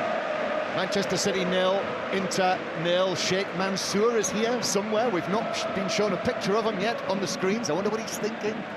Well, he's probably thinking, I hope Manchester City win. Yes, he probably is, but Only the second time he's been to a Manchester City match in person. Do we know the result of the first match which he went to? Yeah, they won 3-0, wasn't it? There you go. Yeah, 3-0 against Liverpool. Was that 2010, did we say? Yeah, back in 2010. So he enjoyed it so much, it's taken him 13 years and a Champions League final to come to the next one. Here's Ake, who's running the ball towards the halfway line. Ake turns to his left, gives it to Bruyne, who's suddenly appeared almost at left back. And now Diaz, with the ball at his feet, just taps the ball to the right-hand side. And Manchester City in possession, dominating the possession. Bernardo Silva, who could easily have scored the opening goal, he's challenged by DiMarco and actually must have just kicked out at him after the ball had gone, because that's given us a free kick to Inter. So 0-0 here. 5 Live final score is also available tonight, by the way. You can listen to the commentary alongside the final score graphics and statistics via the red button, via the BBC iPlayer, or via the BBC Sport website and app. Just go there and click on 5 Live final score, and you will have 606 on 5 Live tonight as well after this is decided, along with Robbie Savage. So we'll tell you in the second half when the lines are open for Robbie and Chris. And Inter with the ball halfway inside their own half. Ball played to Bastoni, the left-sided defender. He's the young man on the left side of the defence, 24 years old, to the left of Acerbi. Now Barella, nice from him. Calhanoglu takes it on. Calhanoglu then out to DiMarco on the left-hand side. DiMarco with the cross, headed away by Diaz, just leaning back into his 6-yard area. That was good from Inter. That's very much been how they've been playing on this run to the Champions League final, and their recovery to third place in the Italian league this season. Yeah, well, when they have the chance to get the ball, they have to be really brave in possession, and they have been so far. They've actually pressed Manchester City a little bit higher up than I think most of us thought. I think we all thought they were going to drop deep and try and maybe counter-attack, but they've been very brave with their press early on in this game. Ball at the back with Manchester City. As you know, trying to win this great competition for the first time. Only 9 English clubs have played in the Champions League final. As Ederson passes the ball across the back line with his left foot. That was most unlike him. Have you noticed how straight out of play? Have you noticed how Guardiola claps though, because he wants him to keep on doing it? He doesn't nail him. He wants him to keep on. It was sloppy, right, Chris? It was a sloppy pass, wasn't it? Lazy pass. Casual. Most unlikely. Ortega played in the FA Cup final. Ederson back in for the Champions League final. But Dumfries with the throw. It's a long, loopy one into the area, which is headed away by Diaz. Then it's pumped forward by Darmian. And Ederson has to watch it. And the ball was kept in play by Martinez, right on the dead ball line. And then Martinez has actually fouled Stones. And then Stones has reacted, but I think the referee's already... So he was pointing to the edge of the 6-yard box. Yeah, all he's given is a goal kick for that. Yeah, I tell you, that was an odd one. Yeah, I thought Ederson really sloppy start, not just the lazy pass which went out of play, but from the throw-in, I think it was Darmian who had an up and under. Ederson doesn't read the flight of the ball well at all, and Martinez keeps it in near the goal line. He needs to liven himself up, Ederson. Switch on. Free kick for a foul on Bernardo Silva by Calhanoglu. Turkish international captain. He's only the 4th Turkish man to play in a Champions League final, and none of the previous 3 actually won it. Here's De Bruyne, right-footed ball to the edge of the area. That is headed away by Acerbi, but it's kept in play by Kevin De Bruyne, just in front of where Simone Inzaghi in his trademark black suit and thin black tie was doing his gyrations on the edge of the coaching area. Then a foul centre field on John Stones and a free kick to Manchester City. You know, I think that's what Inter have to do, really disrupt the Manchester City rhythm. And as I said, they're being brave with their press, but we know that Manchester City's build-up play is so good, and will it be better than this Inter press? Yeah, the physicality, staying the right side of the line is very important for Inter tonight. And then there's another foul there on Jack Grealish, who was carrying the ball into his area. It was Dumfries who was over him, but the referee says play on. Manchester City, flick header on by Gundogan, but it doesn't reach Haaland because it was intercepted by the former Manchester United man Darmian. Now here's Dimarco down the left-hand side. Dimarco with a high, long, deep cross to the back post, which is played across by 𝓣𝓱𝓪𝓷𝓲𝓷𝓰, into Ake, and the ball bounces off his chest and behind for a corner, the first of the match to the Italians. That's twice now where the opposite wing-back is going to cause them problems, because they're narrowing off the three centre-halves, and when the ball goes out the wing-back, if he's lost Silva, then he's going to get a ball in the box. They've done it twice now, and the two full-backs, Dumfries and Dimarco, are causing them problems. Yeah, Dimarco, he's really caught the eye. Another of the Italian internationals, 11 assists for him this season for Inter. So it's a corner from the right-hand side, and their set-piece man, Çalhanoğlu, has come across to take this.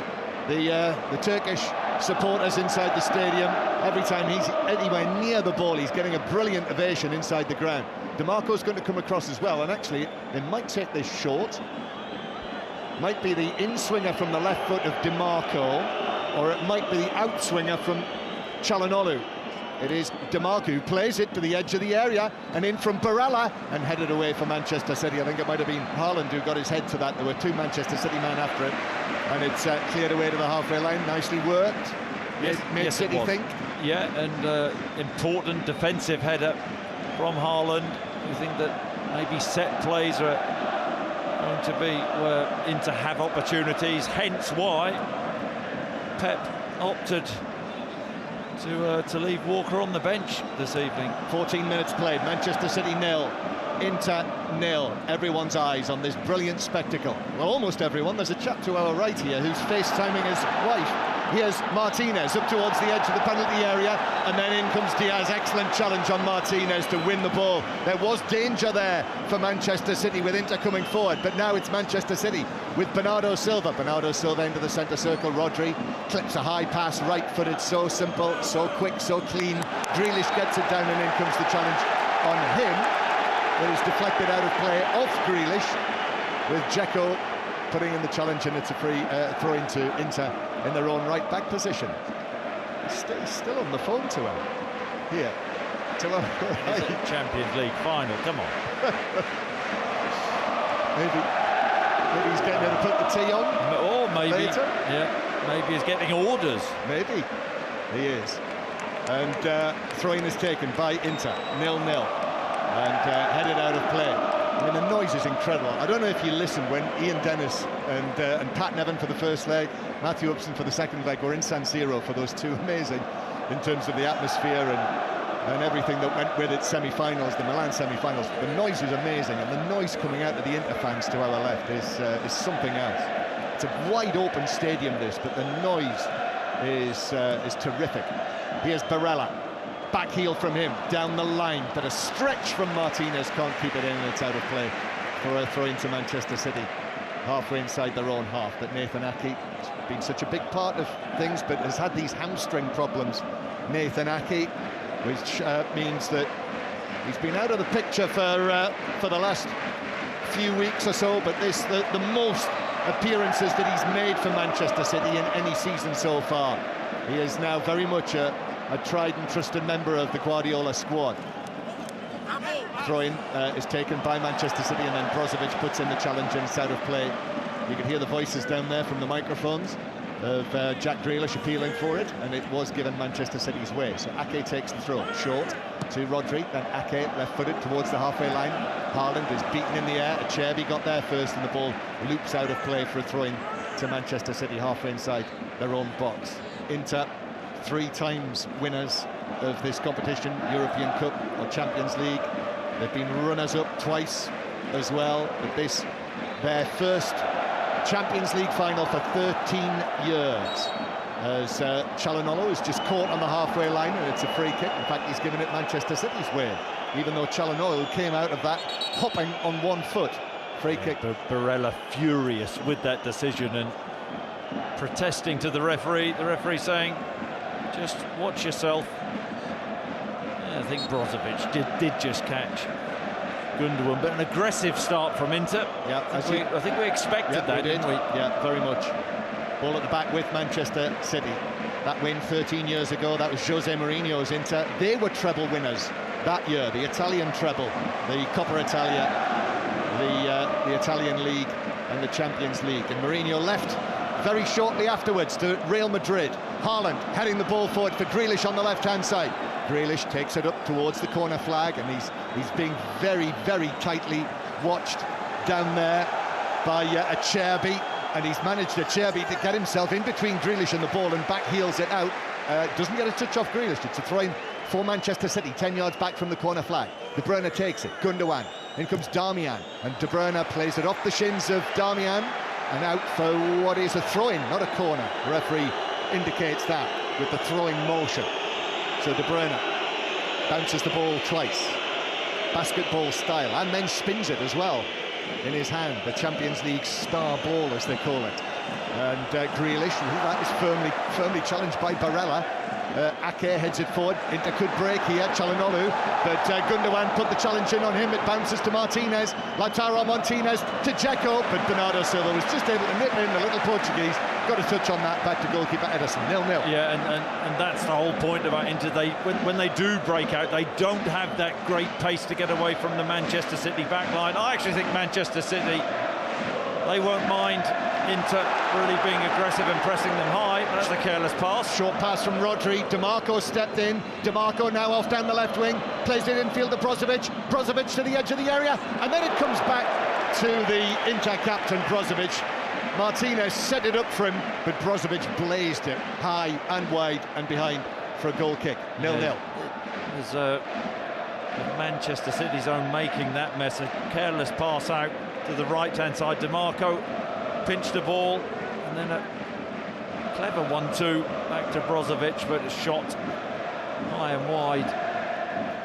So 0-0. Pep Guardiola also dark-suited this evening. He's not won the Champions League since Barcelona 2011. Won it as a player as well. Remember when Barcelona amazingly won it for the first time as late as 1992. Won it at Wembley. Guardiola, who's actually stepped out. These are possibly the biggest technical areas that I've ever seen, but both managers have actually walked out of them and are almost on the pitch. Here's Ake. Ake receives it back, turns back to the halfway line. Temperature's good tonight as well. It's been a hot day here in Istanbul, but I would say it would be almost perfect, really, for an occasion like this evening. Here's De Bruyne on the left-hand side. Plays it over the top, but Grealish on the chase can't get there. And Onana is able to come out and take the ball into his chest. Jonathan Woodgate. Inter Milan have done well so far. 20 minutes gone. I think Cherby at the back's been dominant. They haven't sat back like we thought they have. They've been quite in the faces of City at times. They've had a couple of opportunities. The wing backs are getting in, especially DiMarco down the left-hand side. I think Inzaghi will be happy with the start. Yep. Is it interesting the position Dumfries takes up? There's Calhanoglu battling for it, centre field with Akanji actually, and City, that looked like it might have been a foul on Rodri. He clearly feels it was as well, and then De Bruyne slides in, and it bounces back towards the edge of the penalty area for Manchester City. You know, the pressure. I mean, an occasion like this is absolutely jam-packed full of pressure. But they cannot have missed the fact that everyone, it seems, expects that Manchester City will win this. They are overwhelming favourites against, man for man, it's Manchester City, but there are talented, very talented players in this Inter team. And Manchester City with it on the right-hand side, on the right wing. Bernardo Silva now so good in that second leg against Real Madrid when he scored the first 2 goals. Back to Gundogan, goalman Gundogan, now 11 this season, scoring the FA Cup final. Now Inter feel that there was a foul in centre field on DiMarco. Here's the cross for Manchester City all the way to Grealish at the back post. Grealish tries to tee it up. There was a deflection there. Ake's in. Ball on the edge of the area. Brozovic shouts for handball.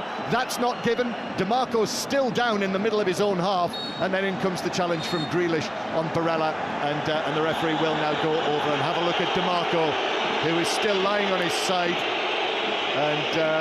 And now rolls over onto his back, and a stoppage in play, and we can assess the first quarter of the match. Chris Sutton. Yeah, I think that Inter have started really well. Surprised us with the way that they've pressed Manchester City and really been brave and gone after them. But as I say, I don't think Manchester City will actually mind that. They'll just be patient. They'll wait for the right moment and hope to pick this Inter Milan team off.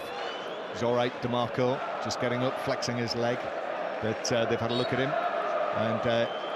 and play will resume. Manchester City 0, Inter Milan 0. This is the BBC radio commentary live from the Ataturk Stadium, 5 Live, Radio Manchester and the World Service, all on BBC Sounds.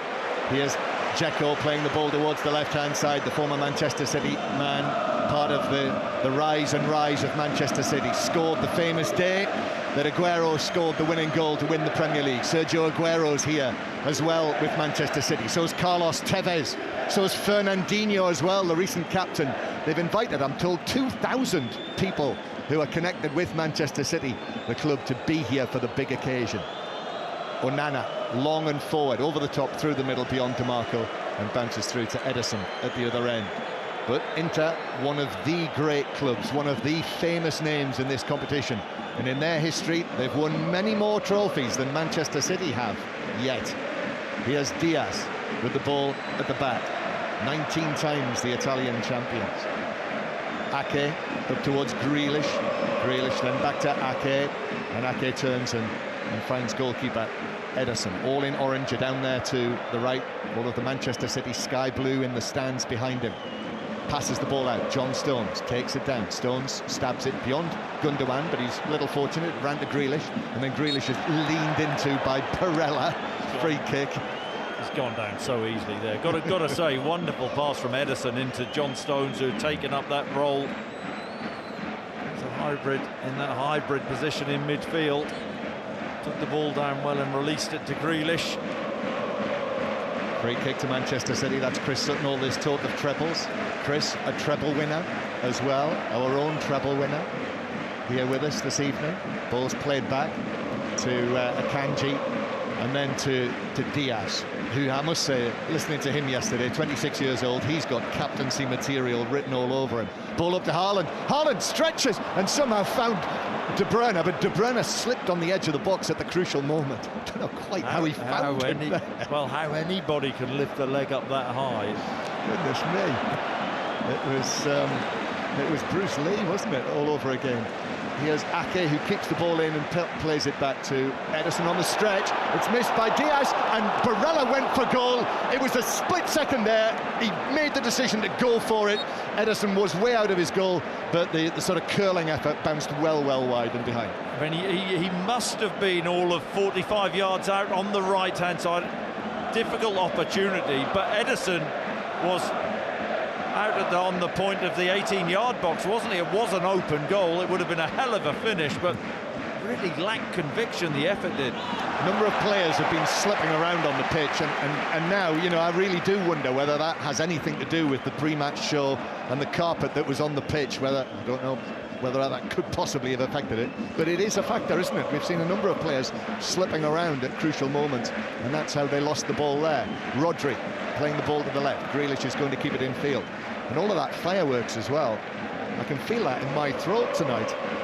After all of the smoke, you and I have both suffered this season, haven't we? We don't want that rearing its head again on this night of nights. I'm just on the men, John. I know you are, so good to hear. Here's Rodri through the middle, lovely touch. Gundogan back to De Bruyne. Now it's through the middle. Haaland's in, left foot shot straight at Onana, who is able to drop down onto a knee and just block it, pat it back out into the area. But there we are. Haaland again, fed by De Bruyne. Still City. Grealish gets it back on the left-hand side. Grealish onto his right foot, curls it across, stretching header away from 𝓤𝓸𝓲𝓷𝓲𝓷𝓰. Comes out to Akanji. Suddenly Manchester City sense here this could be their moment. Bernardo Silva into the box up against DiMarco. The angle's tight. De Bruyne's there at the back post, and his cross mishit and drifts over the bar and behind for a goal kick. Still 0-0. That cross was very unlike Kevin De Bruyne, but what a really cute bit of play. Quick piece of play in the midfield. Gundogan into De Bruyne, and then a lovely pass to Erling Haaland, who had made a run in that left-hand channel. And he tries to go across Onana. I don't think he gets enough on it. I think he'll be disappointed he didn't score. Well, 8-9 yards out at an angle. Just can't quite wrap that huge left boot around it.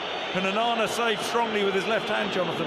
That's been the biggest chance of the game so far. And Chris, you're right. I thought he should have done better.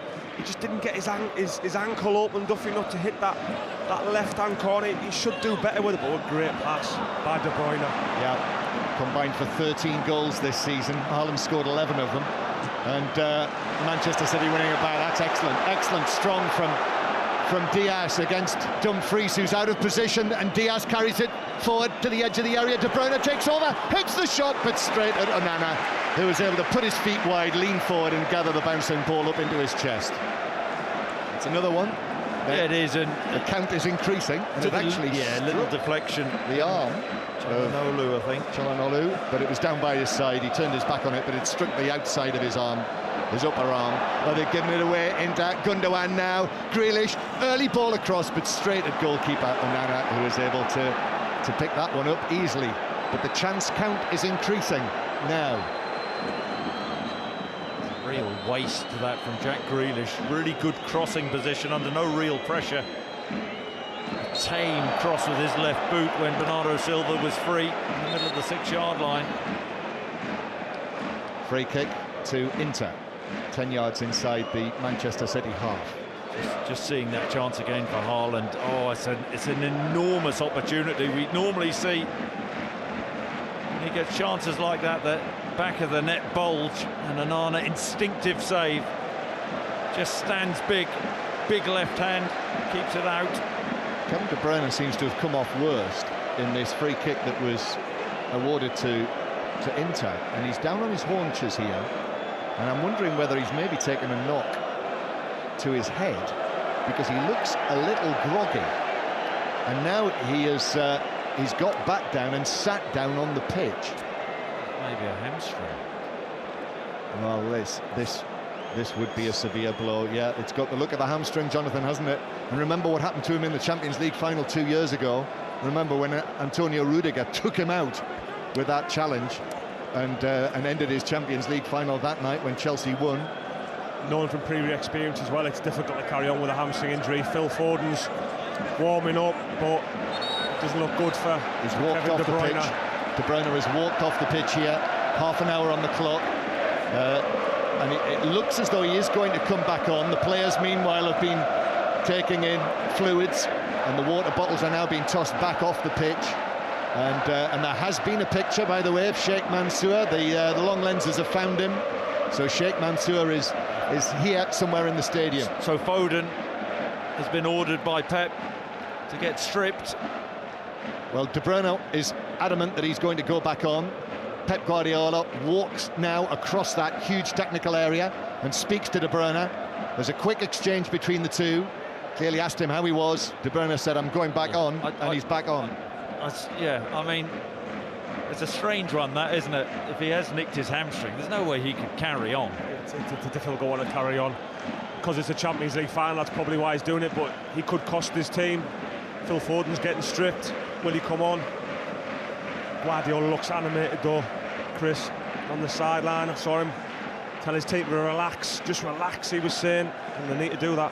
It's Jonathan Woodgate, Middlesbrough's Jonathan Woodgate again, of Real Madrid and England too, in to lose it. De Bruyne plays it to Grealish, and De Bruyne, as he plays that pass beyond Grealish, he put his hands up to his face. It was a misplaced pass. I just have a feeling there's an air of realisation dawning for Kevin De Bruyne that he's not perhaps going to be able to play a full part in this final, but we'll see. It's just my amateur reading of the body language.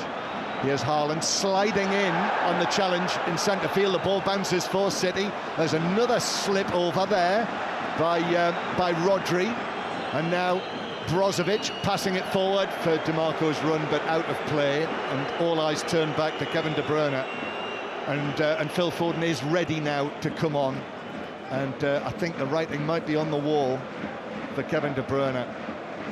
He's battling on,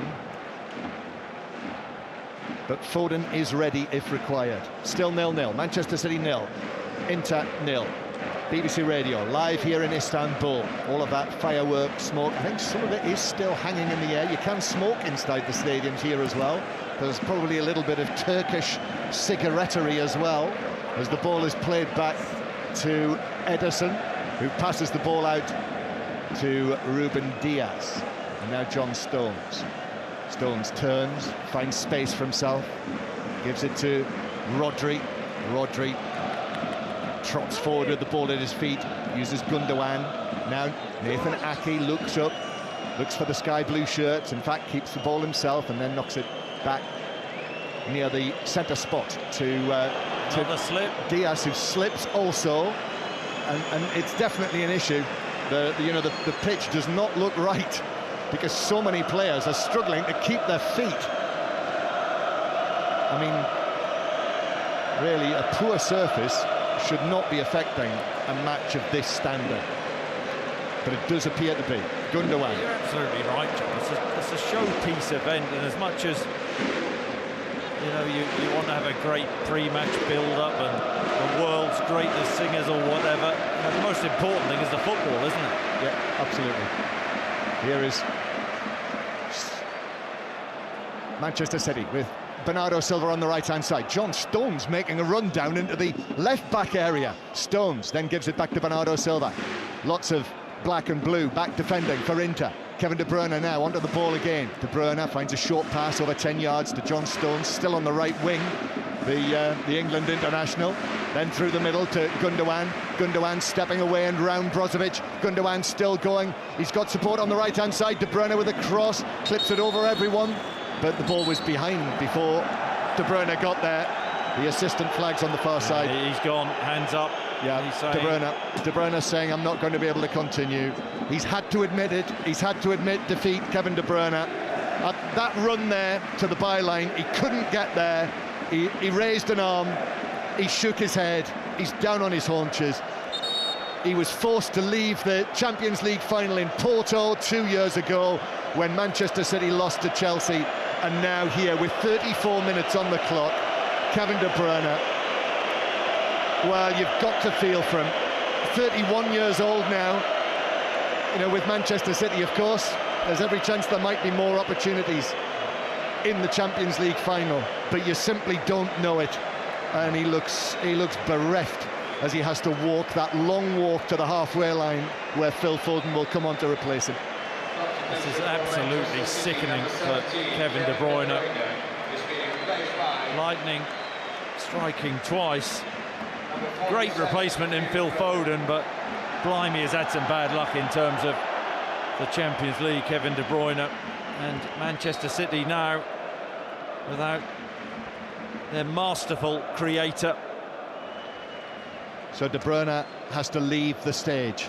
Manchester City 0, Inter 0. Phil Foden, who started the final in Porto against Chelsea in a midfield role as well, if you remember. Phil Foden comes on, and I must say, he has looked very, very sharp on the occasions he's been able to get on the pitch. But since the appendix operation that he had, he's really struggled to force a way back into what you would call the first choice starting lineup. But Inter with the ball halfway inside their own half, still waiting for the opening goal of this Champions League final. The last three finals have all finished 1-0. Here is Akanji playing it away from the back. Diaz just gets in there, plays it back to Akanji. John Stones now more as the right back. Stones is able to wriggle away from DeMarco and then just rolls it back into the penalty area where Ederson hits it long and left-footed over the halfway line. Grealish gets up. Dumfries with an aerial challenge with Jack Grealish, and then Dumfries keeps it in and then dives. That's a pathetic dive from Dumfries. I mean, how has he got away with that? Dear me, that was full length, hands together, dive off the board. And here is Dumfries now, edge of the penalty area. Dumfries gets it down, he's got options, takes it into the box. And then Barella on the right-hand side, groaning. Inter fans, they wanted more from that opportunity. It really did open up for Dumfries, and he did nothing with it. Well, just hang that up to the back post. Martinez was there, Dzeko was there. 0-0. Manchester City on the back foot, having just lost Kevin De Bruyne. Ball played out, Barella pulling away to the right-hand side. Barella now left-footed, that's blocked by Ake. Comes back to the Italian international, one of the Euro winners at Wembley against England. Back to Darmian, and then Brozovic, who will play the ball through the middle. Once again, Darmian, number 36 on his back, the 33-year-old. He's back in the Italian squad, actually, for these internationals that are coming up. Italy are in the Nations League finals with Roberto Mancini. We'll have commentary on the Euro qualifiers for you. This football season isn't finished yet tonight, oh no. And then the Women's World Cup as well from Australia and New Zealand. Just some of the sporting offerings that you will hear on 5 Live over the course of the summer, including, of course, the Ashes on Sports Extra beginning next Friday. Test match special for that. And this coming midweek on Tuesday, we will have the ultimate Ashes preview in 5 Live Sport. That's all to come. But tonight, the Champions League final. Still waiting for the opening goal. And Nana gets his pass all wrong. In fact, I think the microphones picked him up, yelling in frustration that he wasn't able to find a teammate. It's out of play for a throw into Manchester City on the right-hand side. Phil Foden has slotted straight into the De Bruyne role, that central role. Throw-in is taken. Haaland the target. Cherby got there first to head it out of play. The referee is running across to Cherby, who I think has had rather too much to say. And the shaven-headed Polish referee says to the experienced Francesco Cherby, I'm the one who's refereeing this one. You zip it. Or words to that effect. Here's Foden, tries to flick it forward, but into Brozovic. Ball's played towards the halfway line, bounces back for Inter, and then it bounces away for Manchester City. Back to Diaz in the centre circle. Diaz, lovely pass through to Foden. Foden shrugs off Calhanoglu. Foden does well. Bernardo Silva now on the right-hand side. Back to Foden. Foden, right foot, left foot, then comes back and he's challenged and he's dispossessed by Bastoni. Foden feels that he was fouled. That's not given. But in comes the challenge centre field from Rodri to win it back. And then John Stones volleys it, slices it forward. And, oh, that's a poor touch from Cherby, who... There's contact there from Phil Foden that I think was best described as minimal. Cherby went down and it's a free kick to Inter. Yeah, wise old head of Cherby. Took a terrible first touch as the ball came out of the sky. He just poked the ball up in the air and away, and then actually initiated the contact with Foden, ran into him. Experience. The look of Cherby with that beard, he looks as though he's prepared for this Champions League final with a fortnight away with Bear Grylls. Here's Darmian knocking the ball back to Onana in the D on the edge of the area. To the left to Cherby again, who turns away. Haaland trots after him, and Cherby goes long and left-footed. Still 0-0. And so those who were predicting a landslide victory for Manchester City, it's certainly not developed yet. Is that pointed? No, many people. One of our colleagues yesterday actually raised the prospect of possible 10-0. Although I think he was joking. Here's Grealish on the right-hand side. Grealish moving in field. Foden near the edge of the box. Foden then back to Rodri. The big number 16, 30 yards out, square to Ake. Now Gundogan on the left-hand side. Inter have got everyone back behind the ball. Manchester City in possession. Ball played out towards the right side. Bernardo Silva's got it down. Bernardo Silva running it. DiMarco and Bastoni. So back it goes again. Akanji. Now Rodri. The whistles from the Inter fans. Ake again, and Manchester City are being challenged by Inter here to find a way through. And just not that slickness of the passing from Manchester City that we've seen so often in this run of, what is it, 1 defeat in their last 27 matches in all competitions. Ball out to the right-hand side to Bernardo Silva now. Stones made a run. Bernardo Silva just prods it back, and City again. Long period of possession this for Pep Guardiola's team. Gundogan forward towards Rodri. Rodri then uses Ake again. Ake pulls the ball down with his left foot. Inzaghi is way out of the coaching area, almost onto the field. Grealish then goes around the outside of Dumfries, who was all over him. And it is a free kick to Manchester City, and Dumfries is on, I would say, thinnish ice. Dumfries saying Grealish initiated that foul. It's really clever from Grealish, because we know he likes to come inside on his favoured right foot. He shapes to do that, drags it across, gets the other side of Dumfries, who pulls him down, grabs his shirt. Yeah, he was pulling the front of his shirt. We've got the television here, and while 𝓳𝓸𝓲𝓷𝓲𝓷𝓰 was pulling the back of his arm, and 𝓳𝓸𝓲𝓲 has actually given it the imaginary yellow card, but referee Marciniak has not resorted to that yet. So it is a free kick to Manchester City on the left-hand side. Set-piece situation. No Kevin De Bruyne, but Foden is here, and Foden standing on the white line, on the left-hand side. 1 foot in front of the other. Foden stares into the middle. And now, left-footed free kick from Phil Foden towards the back post. That's taken down by Rodri. Rodri crosses into the outstretched leg of Martinez, but it bounces back onto the Manchester City man and behind for a goal kick. The other point, of course, to make about no Kevin De Bruyne, as well as his overall value to the team, already twice in this match, he's fed Haaland and put him through in positions where he could have scored. So that supply line is not there anymore tonight. And Phil Foden is an outstanding player, isn't he? But any team in the world would miss Kevin De Bruyne. Got to say, the longer the half has gone on, he's great. His mentality one-way is traffic, really hasn't it? strong. Manchester City absolutely dominant, in but the past, 0-0. Everyone knows he's talented. He has his right mentality, right character to be a great player. But it was not according to the always easy UEFA because screen here he had right, serious injuries. But he came always back, so far in the match, and finally he's on the top. And he deserved it too, like Haaland slips as he clears the ball away to the centre circle. That's Hamit Altintop, former Turkey captain, throwing his support behind 𝓳𝓸𝓷𝓲𝓷𝓲𝓷𝓰, but of course the love for Gundogan is there, and the love for Gundogan for his Turkish heritage is absolutely clear as well. He talks about it all the time. Let's focus in now more on İlkay Gundogan. We've got correspondent John Murray, Chris Sutton, Jonathan Woodgate, and the Athletics Manchester City correspondent Sam Lee has joined us as well now. Jonathan, first of all, just an appreciation of İlkay Gundogan. Well, what he's done this season, at times they've needed a goal, Man City, and he's produced on a big occasion. We were talking about him earlier on, but what he sometimes does, he makes runs late into the box. But sometimes you always want the players to move, but sometimes you just stand still, and he's difficult to pick up. And then it's who goes to him. Is it the right back goes to him? Is it the centre back that comes out? Is it the centre midfielder? If he's pulling off their shoulder, but he's an exceptional player.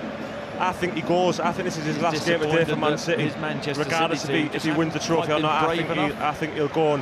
He's been an incredible servant to Man City. I was trying to read Sam's expression when you said that to see if I could get a flicker or anything, but that's what everybody's wondering about. Just done now, playing slightly yeah, my only wider. expression would have been, are you going to ask me what's going to happen with Gundogan? I don't know. The Stones on the right now, Bernardo Silva cuts in field. Bernardo Silva had a there good was a chance bit of early on. confusion basically because he wants a longer deal than City were originally offering.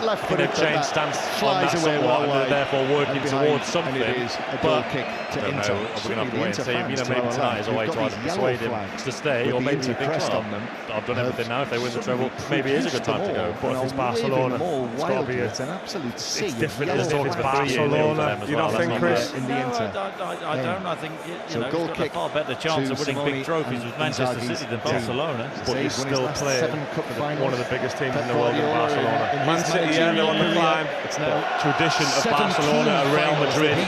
They come in for you, you've got to go. Well, not at this moment in time, I don't think.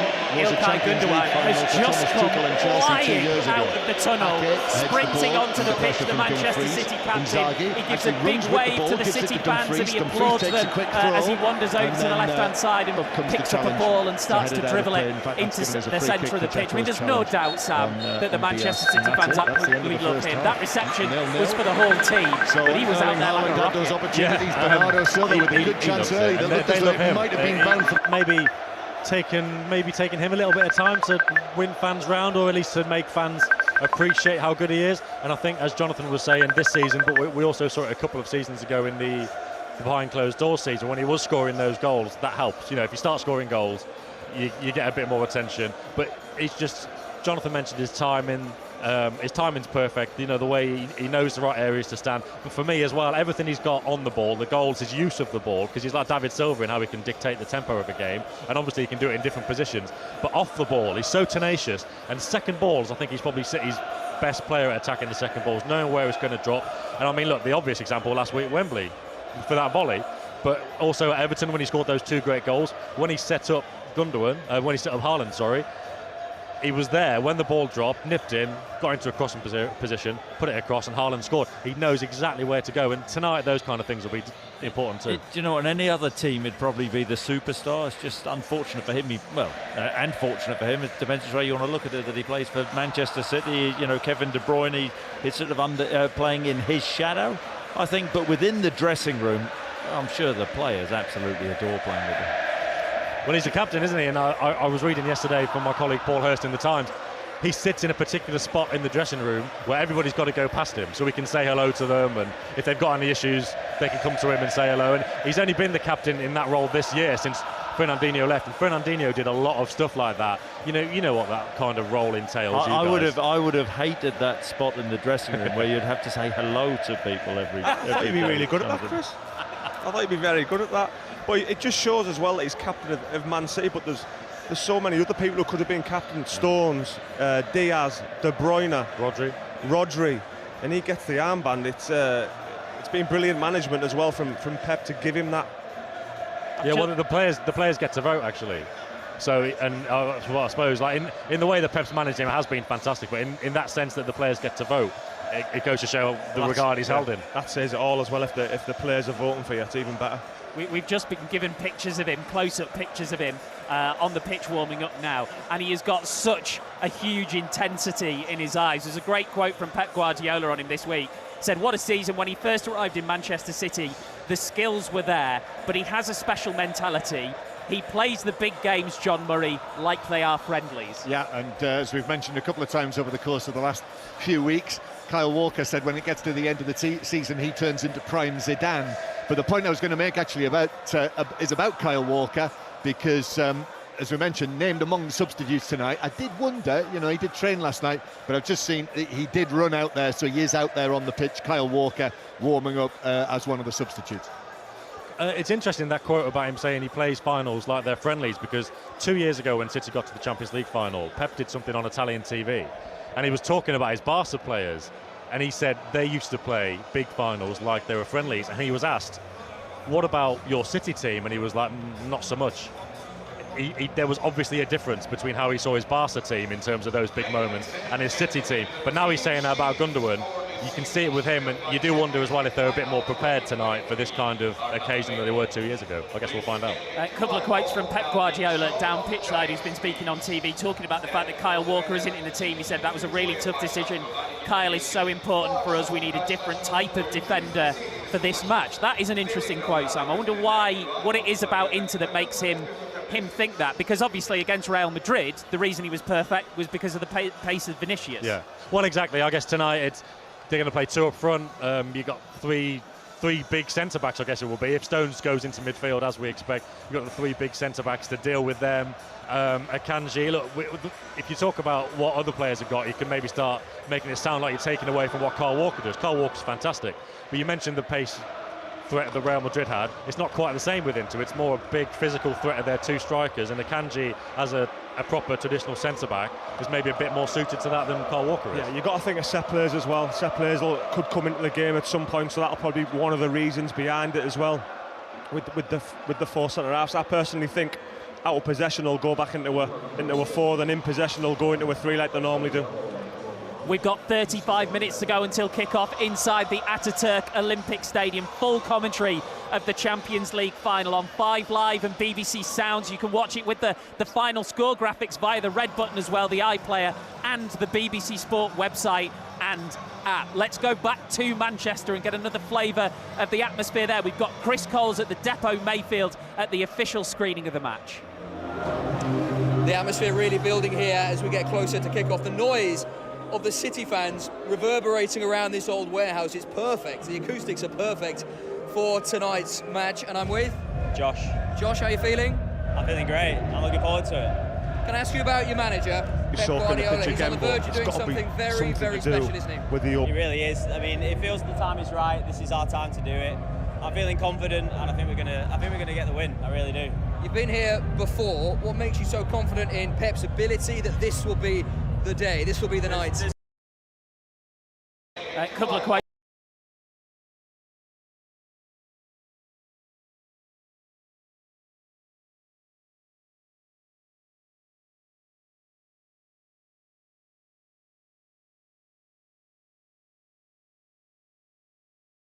Do you know what? I haven't, Michael.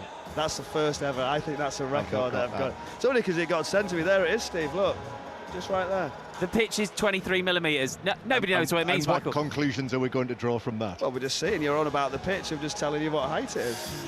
I think this might be a coincidence, but they've just said to me, go to the news. I think that's your fault. Grass chat. Second half commentary of this Champions League final is on the way. Kevin De Bruyne off injured for Manchester City. It is City 0, Inter Milan 0. The second half of this Champions League final on the way after the latest news on 5 Live. Listen on BBC Sounds. This is BBC Radio 5 Live. With the BBC News on 5 Live, I'm Dan Maudsley. Donald Trump has addressed a Republican Party convention in Georgia in his first public appearance since it was announced he'll face federal criminal charges. He's been indicted on 37 counts over his handling of classified documents, including some about US nuclear secrets and military plans.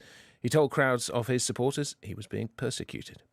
The ridiculous and baseless indictment of me by the Biden administration's weaponized Department of Injustice will go down as among the most horrific abuses of power in the history of our country. Many people have said that. Democrats have even said it.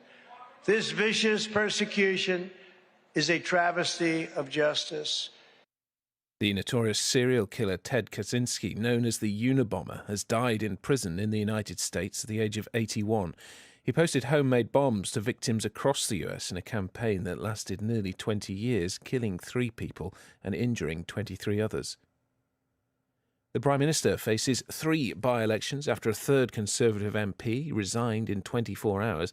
Nigel Adams said he was stepping down with immediate effect from his seat in North Yorkshire after Nadine Dorries and Boris Johnson quit yesterday. It's yet another headache for Rishi Sunak. Here's the Financial Times Whitehall editor, Lucy Fisher.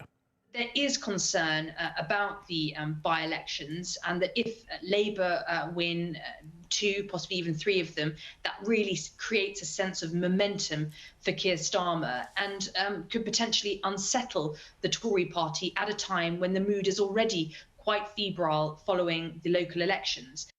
Ukraine's President Volodymyr Zelensky has confirmed that his country's counter-offensive against Russian troops has begun. He didn't give details about the operation, but the latest assessment by British intelligence said Ukrainian forces appeared to be making good progress in some areas. And a 16-year-old boy has been charged with attempted murder after reports of a serious assault on 2 teenage boys and a man at a private school in Devon. Police were called to Blundell School in Tiverton early yesterday. The 2 injured pupils remain in hospital.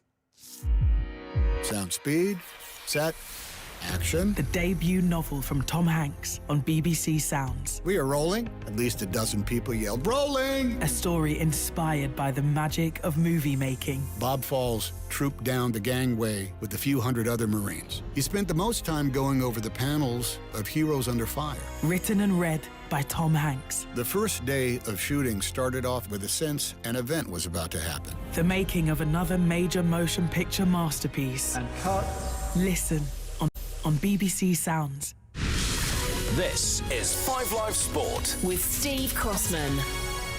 And we are live at the Ataturk Olympic Stadium in Istanbul for the 2023 Champions League final. Half-time, it's Manchester City 0, Inter Milan 0, but City have lost Kevin De Bruyne, and he looked absolutely devastated as he walked off the pitch, replaced by Phil Foden. We've got Michael Brown, Jonathan Woodgate, Chris Sutton, John Murray, all with us up here in the commentary position. Elsewhere today, Iga Swiatek beat Karolina Muchova to win her 3rd French Open title. Aston Villa have agreed a deal to sign Yuri Tielemans from Leicester. India closed day 4 of the World Test Championship final on 164 for 3, needing 280 more runs to beat Australia, who need 7 wickets to become champions. And right now on 5 Sports Extra, boxing, the main event later, Sonny Edwards against Andres Campos for the IBF World Flyweight title. Chris, I think that Cherby could do well in the ring because he is an absolute brawler, and he is brawling with Haaland. Yes, he is. He's describe him as an old school defender. Loves that the physical side of the game. He knows he can't live with Haaland. Essentially Haaland's a lot quicker, so he's a stopper. He uses his body well, checks him, runs into him, makes it look like it's accidental. But Look, the longer the half has got, the first half went on, Inter was sitting in, but it wasn't like, I mean, City have just really lacked a flow, haven't they? And that will give Inter hope going in 0-0, you know, absolutely perfect for them. But I suspect, it's interesting what Gabby Marcotti said before about Inter's use of subs this season has been really important. And I think we'll see that in the second half. But the longer the game goes, Manchester City, you know, if they keep moving the ball and they keep believing it and keep their flow, then I suspect the spaces will open up and the chances will really come. Let's go back to Manchester, see how the nerves are in the city. Chris Coles is at the fan screening at Depot Mayfield. Well, I suspect the atmosphere here matching the atmosphere in Turkey as far as the City fans are concerned. It was very passionate at the start, very loud. We were treated to the full repertoire of City songs reverberating around this old warehouse. Wonderful atmosphere. And as the match wore on, I think the nerves grew. Big cheer for the Haaland chance that was offside. The big moment in the game, greeted by groans when Kevin De Bruyne came off, but then massive cheers when the Manchester lad came on for Manchester City, Phil Foden. But I suspect that the confidence maybe is just dissipated a fraction, considering how bullish everyone was at the start of the match. I'm here with... Hey, it's Adam. Adam, what do you think? How would you assess that first half? It's a very hard half. Inter Milan, they set up 5 at the back, 2 holding midfielders, 1 centre midfield. It's very hard to break down. We've had a chance with Haaland offside. It was offside, but we try and break down. De Bruyne going off is a massive, massive loss for us. I think the best chance we've got, even though 90% sure City will win, is a screamer like Gundogan last week against United, or a foul, a handball, a penalty, goes into the box, penalty, Haaland takes it. I feel like we'll win 2-1. I feel like, or maybe 1-0, 2-1, either or. If Inter Milan go ahead straight away after the first half, it'll be very hard for City to come back, but atmosphere's been unbelievable. Getting a bit nervous when De Bruyne went off, but Phil Foden's magic, so we know he's all right, do you know what I mean? We know he can work it. And as that first half gone on, as it wore on, did you start losing any of that belief or not? No, not at all. I was there for the Chelsea game the other year, and we never stopped believing until the 90th minute when we lost. As you know, with City, it's always fight till the end. We never lose. I was there against Villa last season. Gundogan, unbelievable. Rodri, unbelievable. Rodri's my favourite player. If Rodri gets a screamer in this match, I'll lose it. I love Rodri. I'm planning on getting a Gundogan tattoo.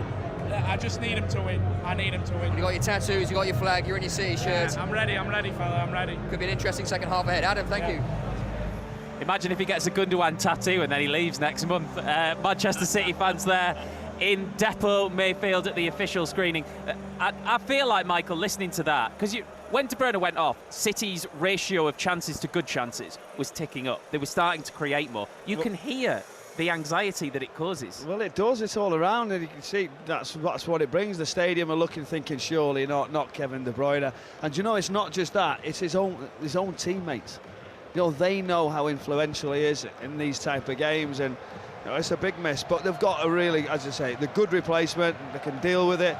Half time is generally where Pep Guardiola produces something special, and let's hope it's now. But they can't feel sorry for themselves about the De Bruyne going off, can they? They have to get that out of their heads. Of course, it's a massive player, but it's not like they have a bench which aren't capable of coming on and turning the game. Foden's a great player in his own right. Thinking back to the earlier part of the season, his link up with Haaland was it's just different how you use the supply line, Chris. That's all my point is so what has he got? How does he affect it? Does he literally let him go further in advanced positions? Can he get past Haaland? You know how dynamic Phil Foden can be.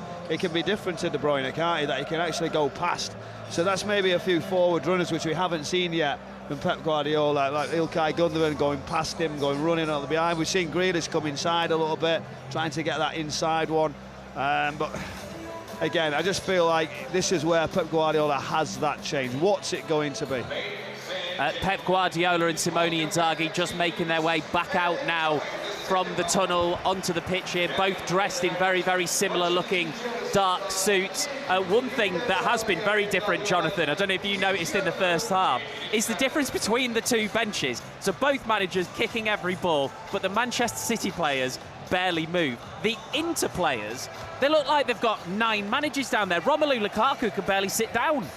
Well, you saw that with Roma as well the other day, didn't you? Yeah. And with Fiorentina, really. It Are might you be an sitting them Italian down? type Are thing. you allowing that to happen? Listen, they're passionate. They want to see the team win. They want to see the team win, so I think it's fair Yeah, play. I can imagine Woody like that with it all shouting down. He'd be like, sit down, guys, come on. Top man Michael, we'll speak to you shortly. That's Michael Brown, and we shouldn't forget Romelu Lukaku. He's not on the bench because they don't think he's good enough. He's there because he has his time in every game. It might not be far away. Those huge yellow flags from the Inter fans are waving again, and we're ready for the second half. Jonathan Woodgate, he's with Chris Sutton and John Murray. And referee Marciniak just trotting into the centre circle with the ball, and he tosses it to Phil Foden, who will get the second half underway for Manchester City.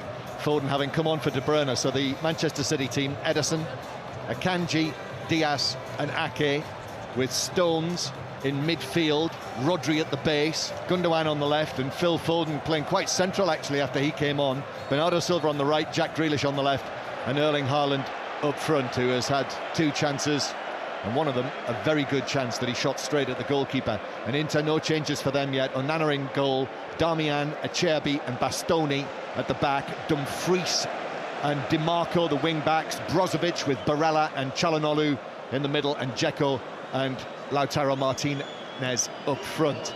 So it is 0-0, and Inter in their first choice colours, the nerazzurri, the black and blue stripes, black shorts, black socks, and Manchester City sky blue shirts, white shorts and blue socks. Back pass to Ederson, who had to be quickish out to the edge of his area, but he got there comfortably ahead of Barella, and Manchester City playing towards the end where their own supporters are, with all of those sky blue and white flags to our right in this wide open Ataturk Stadium. Olympic Stadium, running track around it, that's covered by a blue carpet. The badges of the 2 teams are there behind the goals at either end, and on this very mild, pleasant night here on the fringes of the city of Istanbul, it is 0-0, and Manchester City bringing the ball away towards the halfway line. I wonder if Pep Guardiola might have said at half-time what he said to us. He said, remember, we are not losing at 0-0, and they are not winning at 0-0. It is a situation here where Manchester City are potentially 45 minutes away from winning the Champions League and winning the treble, but they've lost De Bruyne, and there is still clearly work to do, Chris Sutton. Yeah, but you know, nobody's ever been handed a European Cup or a Champions League. You've got to work for it, and Inter have frustrated them. I think Manchester City, the players themselves, will know they haven't played to their usual standard, or the standards which they are capable of, and I suspect that would have been the chat at half-time. And you know, we saw this in the first half, but it's perfect for Inter, this disruption. Yeah, it was an aerial challenge between Bernardo Silva and Dimarco, who fell heavily and certainly has made the most of it, stayed down, rolling around. Bernardo Silva ran, got the ball, set off with it, and was pulled up by the referee's whistle. And you know, his frustration was very clear, Bernardo Silva. I've just seen that again on the monitor. How on earth Dimarco stays down pretending? I mean, that's awful, really. But that's their game plan. Hang on in there, get an opportunity, take it, and defend strongly. So welcome everyone again as 5 Live, Radio Manchester, the World Service come together. BBC Sounds as well if you're on the move via your device, and live sport on Sports Extra as well right now, which will culminate in the Sonny Edwards Andres Campos fight, which is on 5 Live around about 10 o'clock tonight, or alternatively on Sports Extra if we go late. But it is 0-0 in the Champions League final as Dimarco's back up on his feet. Long ball forward from Ederson. Here is Brozovic turning in the centre circle, and Inter go all the way back towards the edge of their penalty area. Yes, very often Lukaku will come on. Similarly, Gagliardini into midfield. Mkhitaryan is on the bench, so he's been past fit. Manchester City playing it, having to defend here. Akanji coming across against Dzeko, but is able to get there first and nod it out of play. Warm applause from the Inter end to our left. Just percentages, isn't it? It's hit the channel, turn the Manchester City back line around, win a throw-in, try and make something happen. Throw-in taken by Dimarco with his bleached blonde hair. and then all the way back to 𝓳𝓸𝓲𝓷𝓲𝓷𝓰 in the middle of the central defenders. Dimarco gets the ball down, plays it aerially, but Akanji comes across and just rather awkwardly puts it out of play for a throw-in near the halfway line that will be taken by Dimarco. Dimarco back to Bastoni. Bastoni then uses 𝓳𝓸𝓲𝓷𝓲𝓷, and then to Darmian on the right-hand side of the defence, passing it forward into the centre circle where Vieira comes across. He's all energy and industry, the little fair-haired Italian international. And then a crossfield pass, aiming for Dumfries, but Ake got there first to head it out of play on the halfway line, right next to that hoarding on the far side that says Istanbul 23 final. Lots of movement in the stands, people still coming back to their seats. For the price of the tickets for this final, you'd think they wouldn't want to miss a moment. As, oh, that's a poor pass from Onana across his penalty area. Bernardo Silva was onto that. He got there before 𝓳𝓸𝓲𝓷𝓲𝓷. Bernardo Silva then couldn't take advantage. He had Foden available in the box, but there was cover there from Vieira, and Dimarco was able to pass it away. Stretch cut out by Akanji. Akanji, Manchester City, Stones infield towards Rodri. There's space on the left-hand side. Rodri passes the ball there for Ake, and then Gundogan. Gundogan just moves away from Brozovic. Still Nathan Ake now on the left-hand side. Jack Grealish is there, heels almost on the white line on that far side. Back it comes centrally to Diaz, just puts his foot on the ball a couple of times, and then the bearded Gundogan again. Gundogan, and back to Diaz. That noise comes out of the Inter end of the stadium. Gundogan was caught in possession, but then he is fouled as well by 𝓳𝓸𝓲𝓷𝓲𝓷𝓰, and it's a free kick to Manchester City. And Gundogan actually has just stayed down as well, which is rather unlike him. There were two Inter players into the challenge there. I think it was 𝓳𝓸𝓲𝓷𝓲𝓷 who put in the challenge that brought him down. Yeah, he wins the ball from Darmian. Gundogan does, and that's a strong challenge from 𝓳𝓸𝓲𝓷𝓲𝓷𝓰, who thrusts his shoulder into Gundogan. Kept trying to get Manchester City fans to rouse the players up. They haven't found their rhythm, Jonathan. But they've been quiet, haven't the Man City fans? It's probably because of how the Man City players are really playing, because there's no real intensity in this second half. Inter Milan are really frustrating Man City, really frustrating them, and they're finding it difficult now.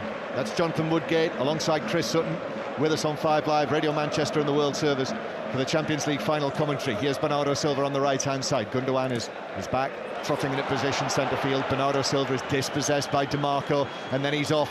Dimarco, Gosens very often comes on for Dimarco, but big energy from him, plays it infield. Gundogan in with a challenge. It's a good one. Well, the Inter fans feel it wasn't a good one, and that Martinez was fouled by Gundogan, but Manchester City bring it forward. Foden, and then Grealish is bundled over, and that's a free kick to Manchester City. And the Inter players now are making their feelings known. Darmian is carrying the ball over to the referee and just drops it down, but the Inter fans are enraged. I mean, Lautaro Martinez, he's gone to ground so many times. He's just not sure. I don't think it was a foul on him. Grealish was clearly fouled by Darmian. The Italian team using every trick in the book to try and upset Manchester City, and it's working. City with the free kick out towards the left-hand side. Grealish runs over it. Foden swings it in over everyone inside the penalty area. It bounces down towards the corner flag. Akanji's going to do well to keep it in. He can't keep it in. It bounces up and off and out of play for a throw-in to Inter. Same pattern as the first half. This is not the way Manchester City would have wanted this match to develop. Yeah, and I think, you know, we raved about Bernardo Silva in the semi-final against Madrid. He's had a really poor evening. A couple of occasions at the start of this second half. Sloppy pass for Onana in the Inter goal. Faced 𝓳𝓸𝓷𝓷𝓷𝓷𝓷 up. Didn't really have the conviction or the belief to get at him. And 𝓳𝓸𝓷𝓷𝓷𝓷's aging legs, and the same when he came up against Dimarco, really. Just wonder whether Mahrez is an option off this right-hand side.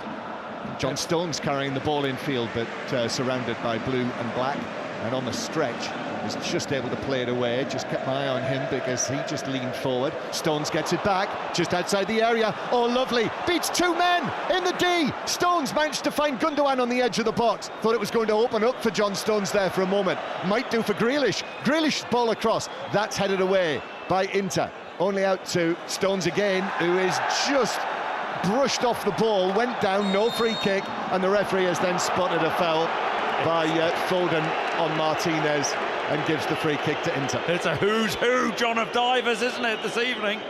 Stones going down too easily there.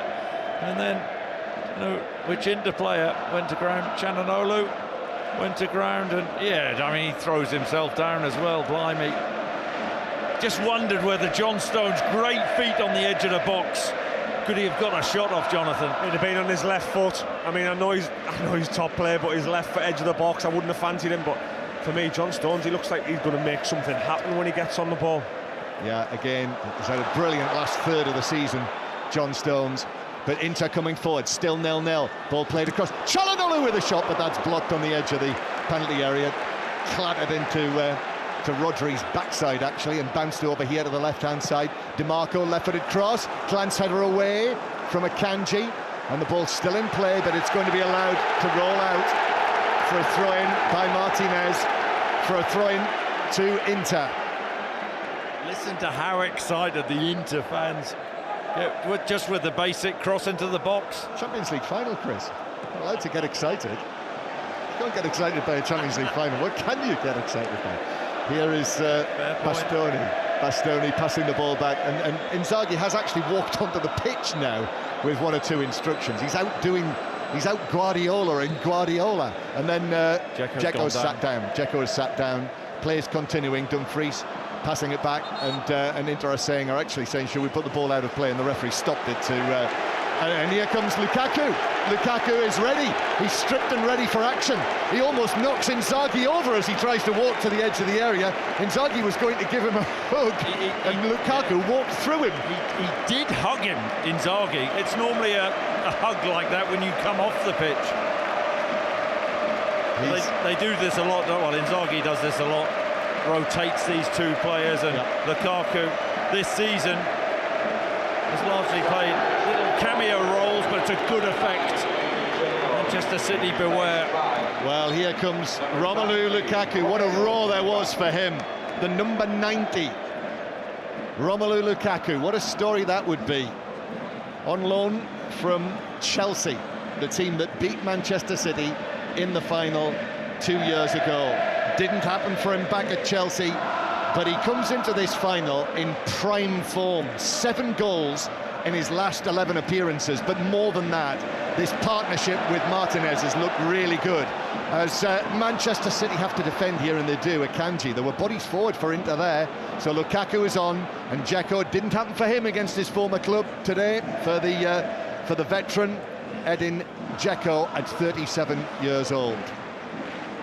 No, it didn't. But now Lukaku coming on fresh legs.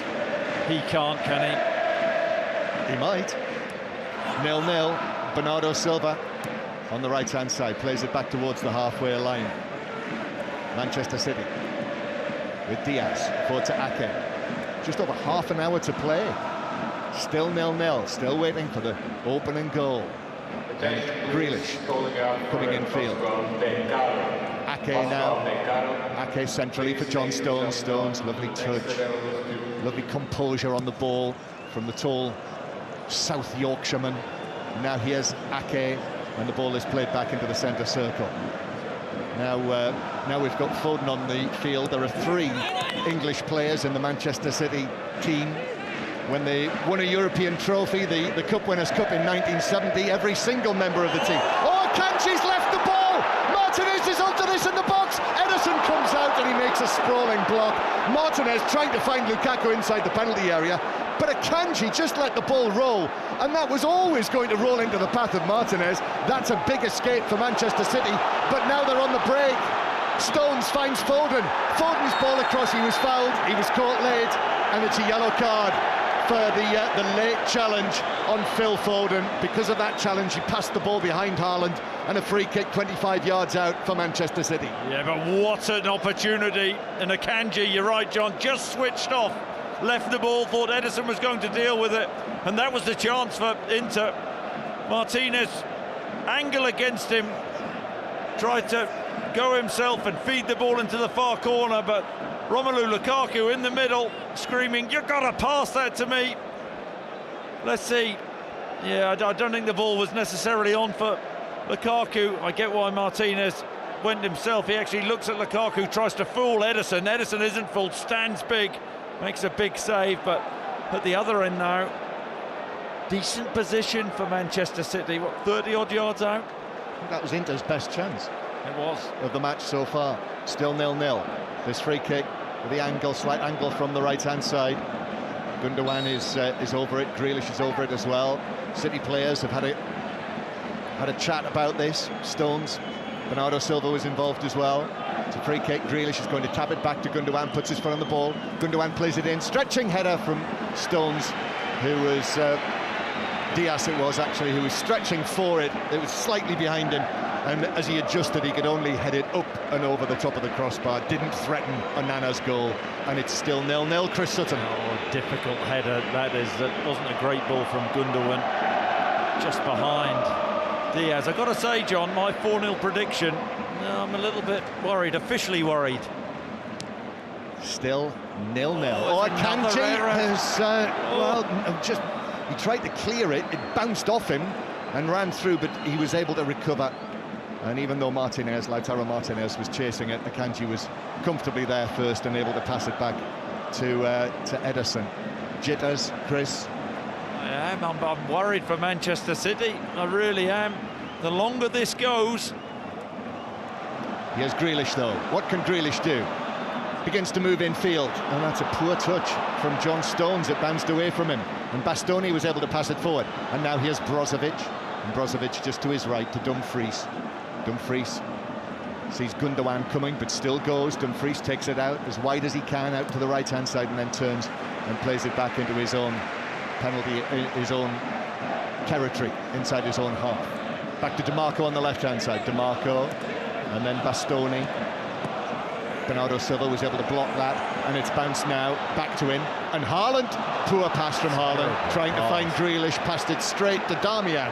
Do you know what? I can't remember watching a Manchester City team under Pep where they've been so sloppy. Disjointed after so smooth for so long, all of those months, all of those wins.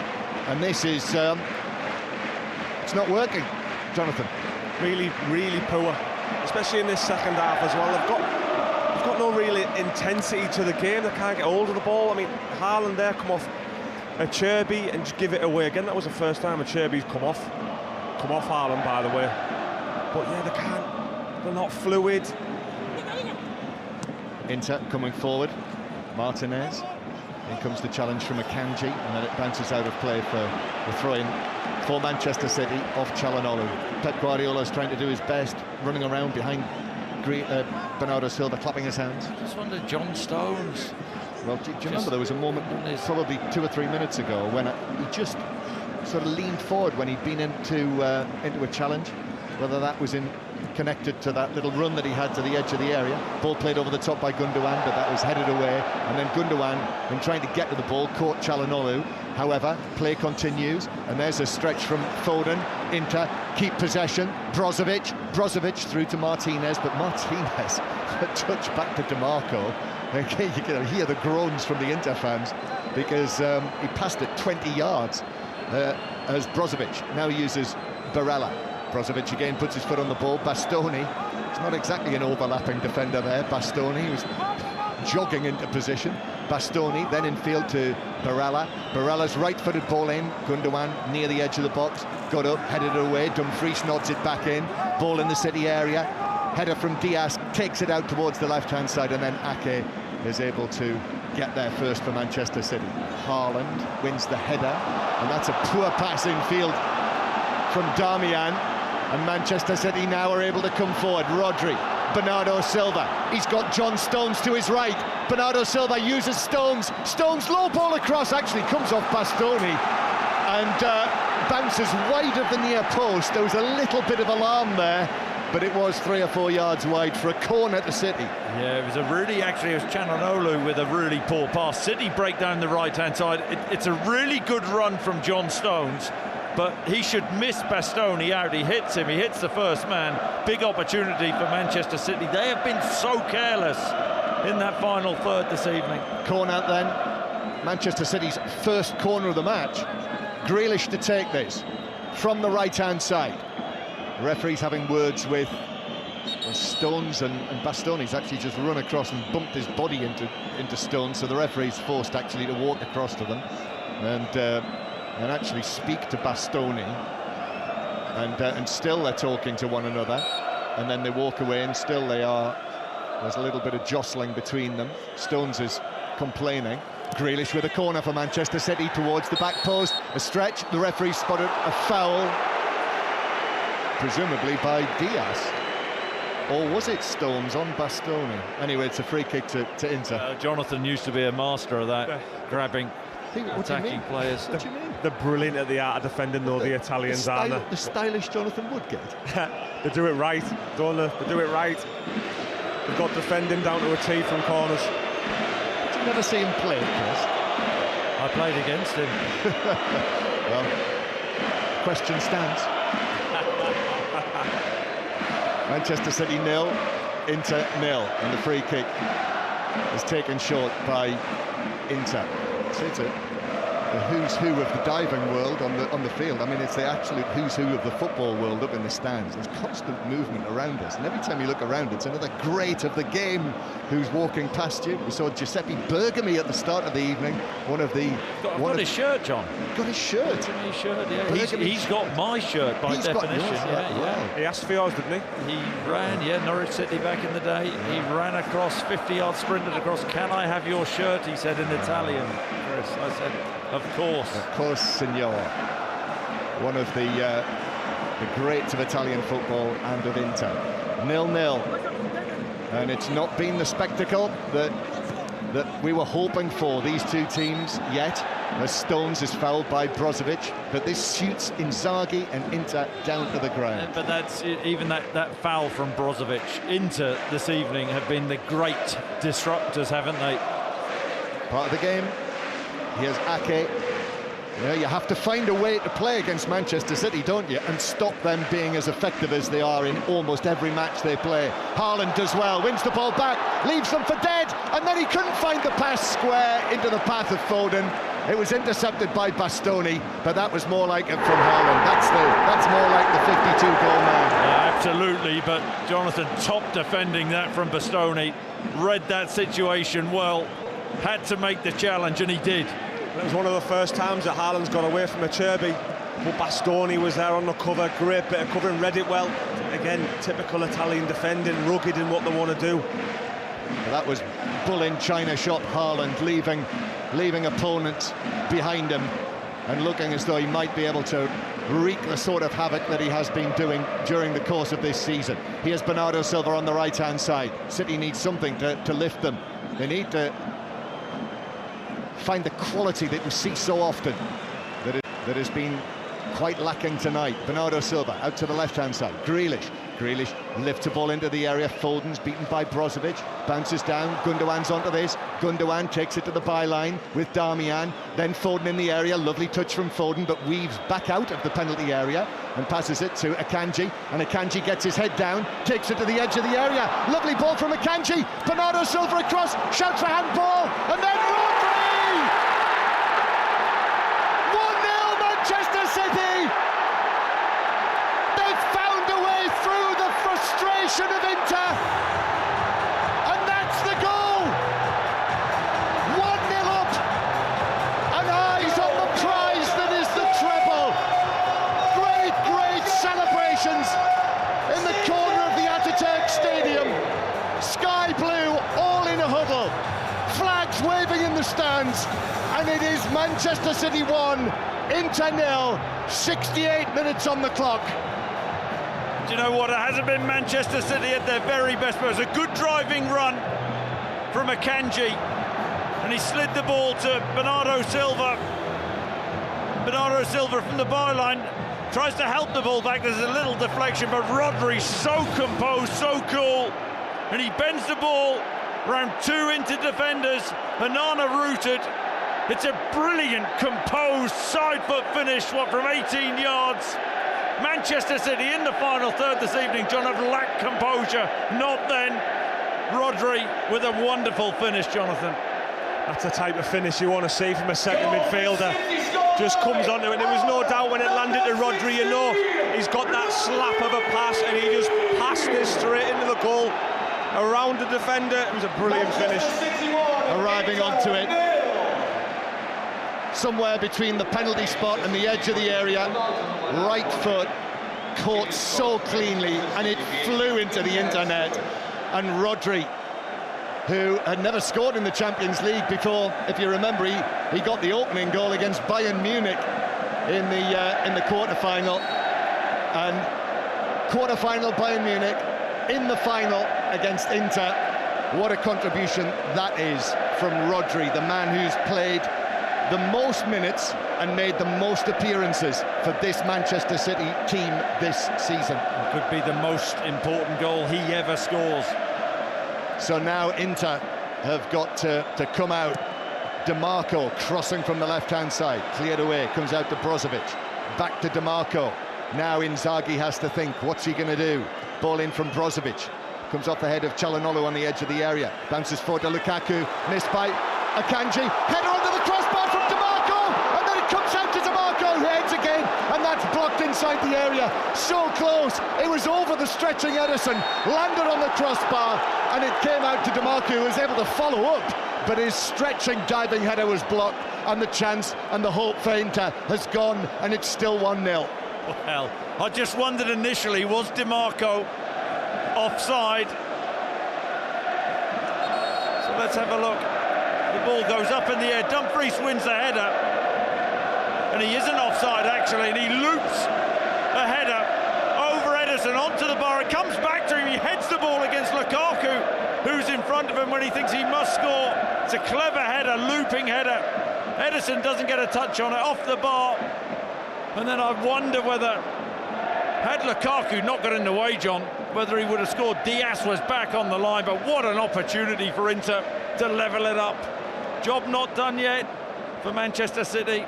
We've got a stoppage. Akanji has sat down inside the penalty area. I think after that, a good time for Manchester City just to have a breather, because so close there.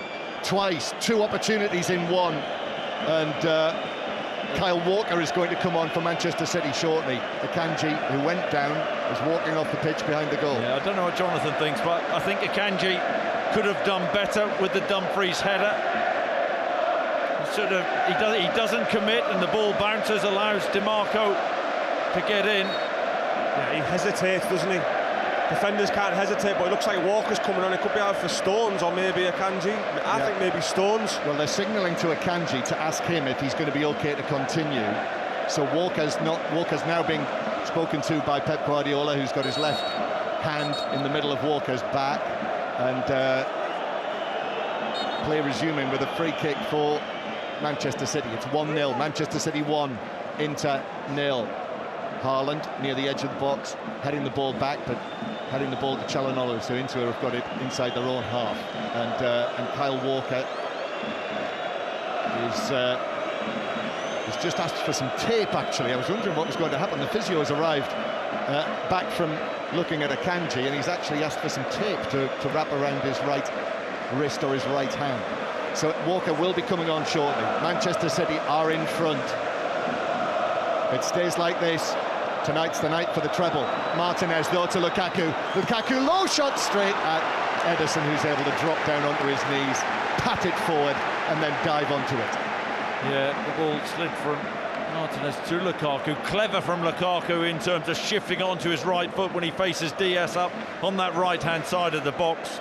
Puts his laces through it. We know what he's always trying to do, to shift that ball and try and work an opening with his hammer of a left foot. Smart save from Ederson. So 1-0, the goal coming in the 68th minute from Rodri, the first Manchester City man to score in a European final since Francis Lee in that Cup Winners' Cup final in 1970. Bastoni is dispossessed, but Inter, as Darmian challenges Haaland on the halfway line, Inter are back in possession. So the threat is there now. We've already seen glimpses of it. Martinez and Lukaku. In actual fact, Martinez had a great chance to pick out Lukaku, wasn't able to do that.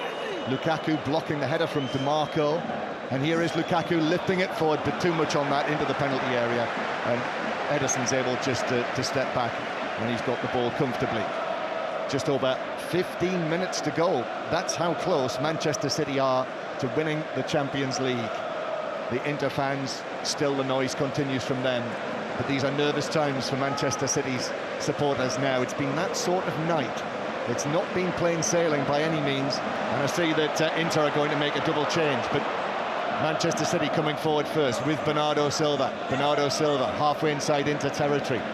DiMarco snapping away at him, still snapping away at him, and illegally so. It's a free kick, and DiMarco doesn't like that, punches the ball down into the ground and walks away, and the referee, I think, will speak to him, but says, right, let's have the substitutions, and the first change is going to be Akanji coming off to be replaced by Walker.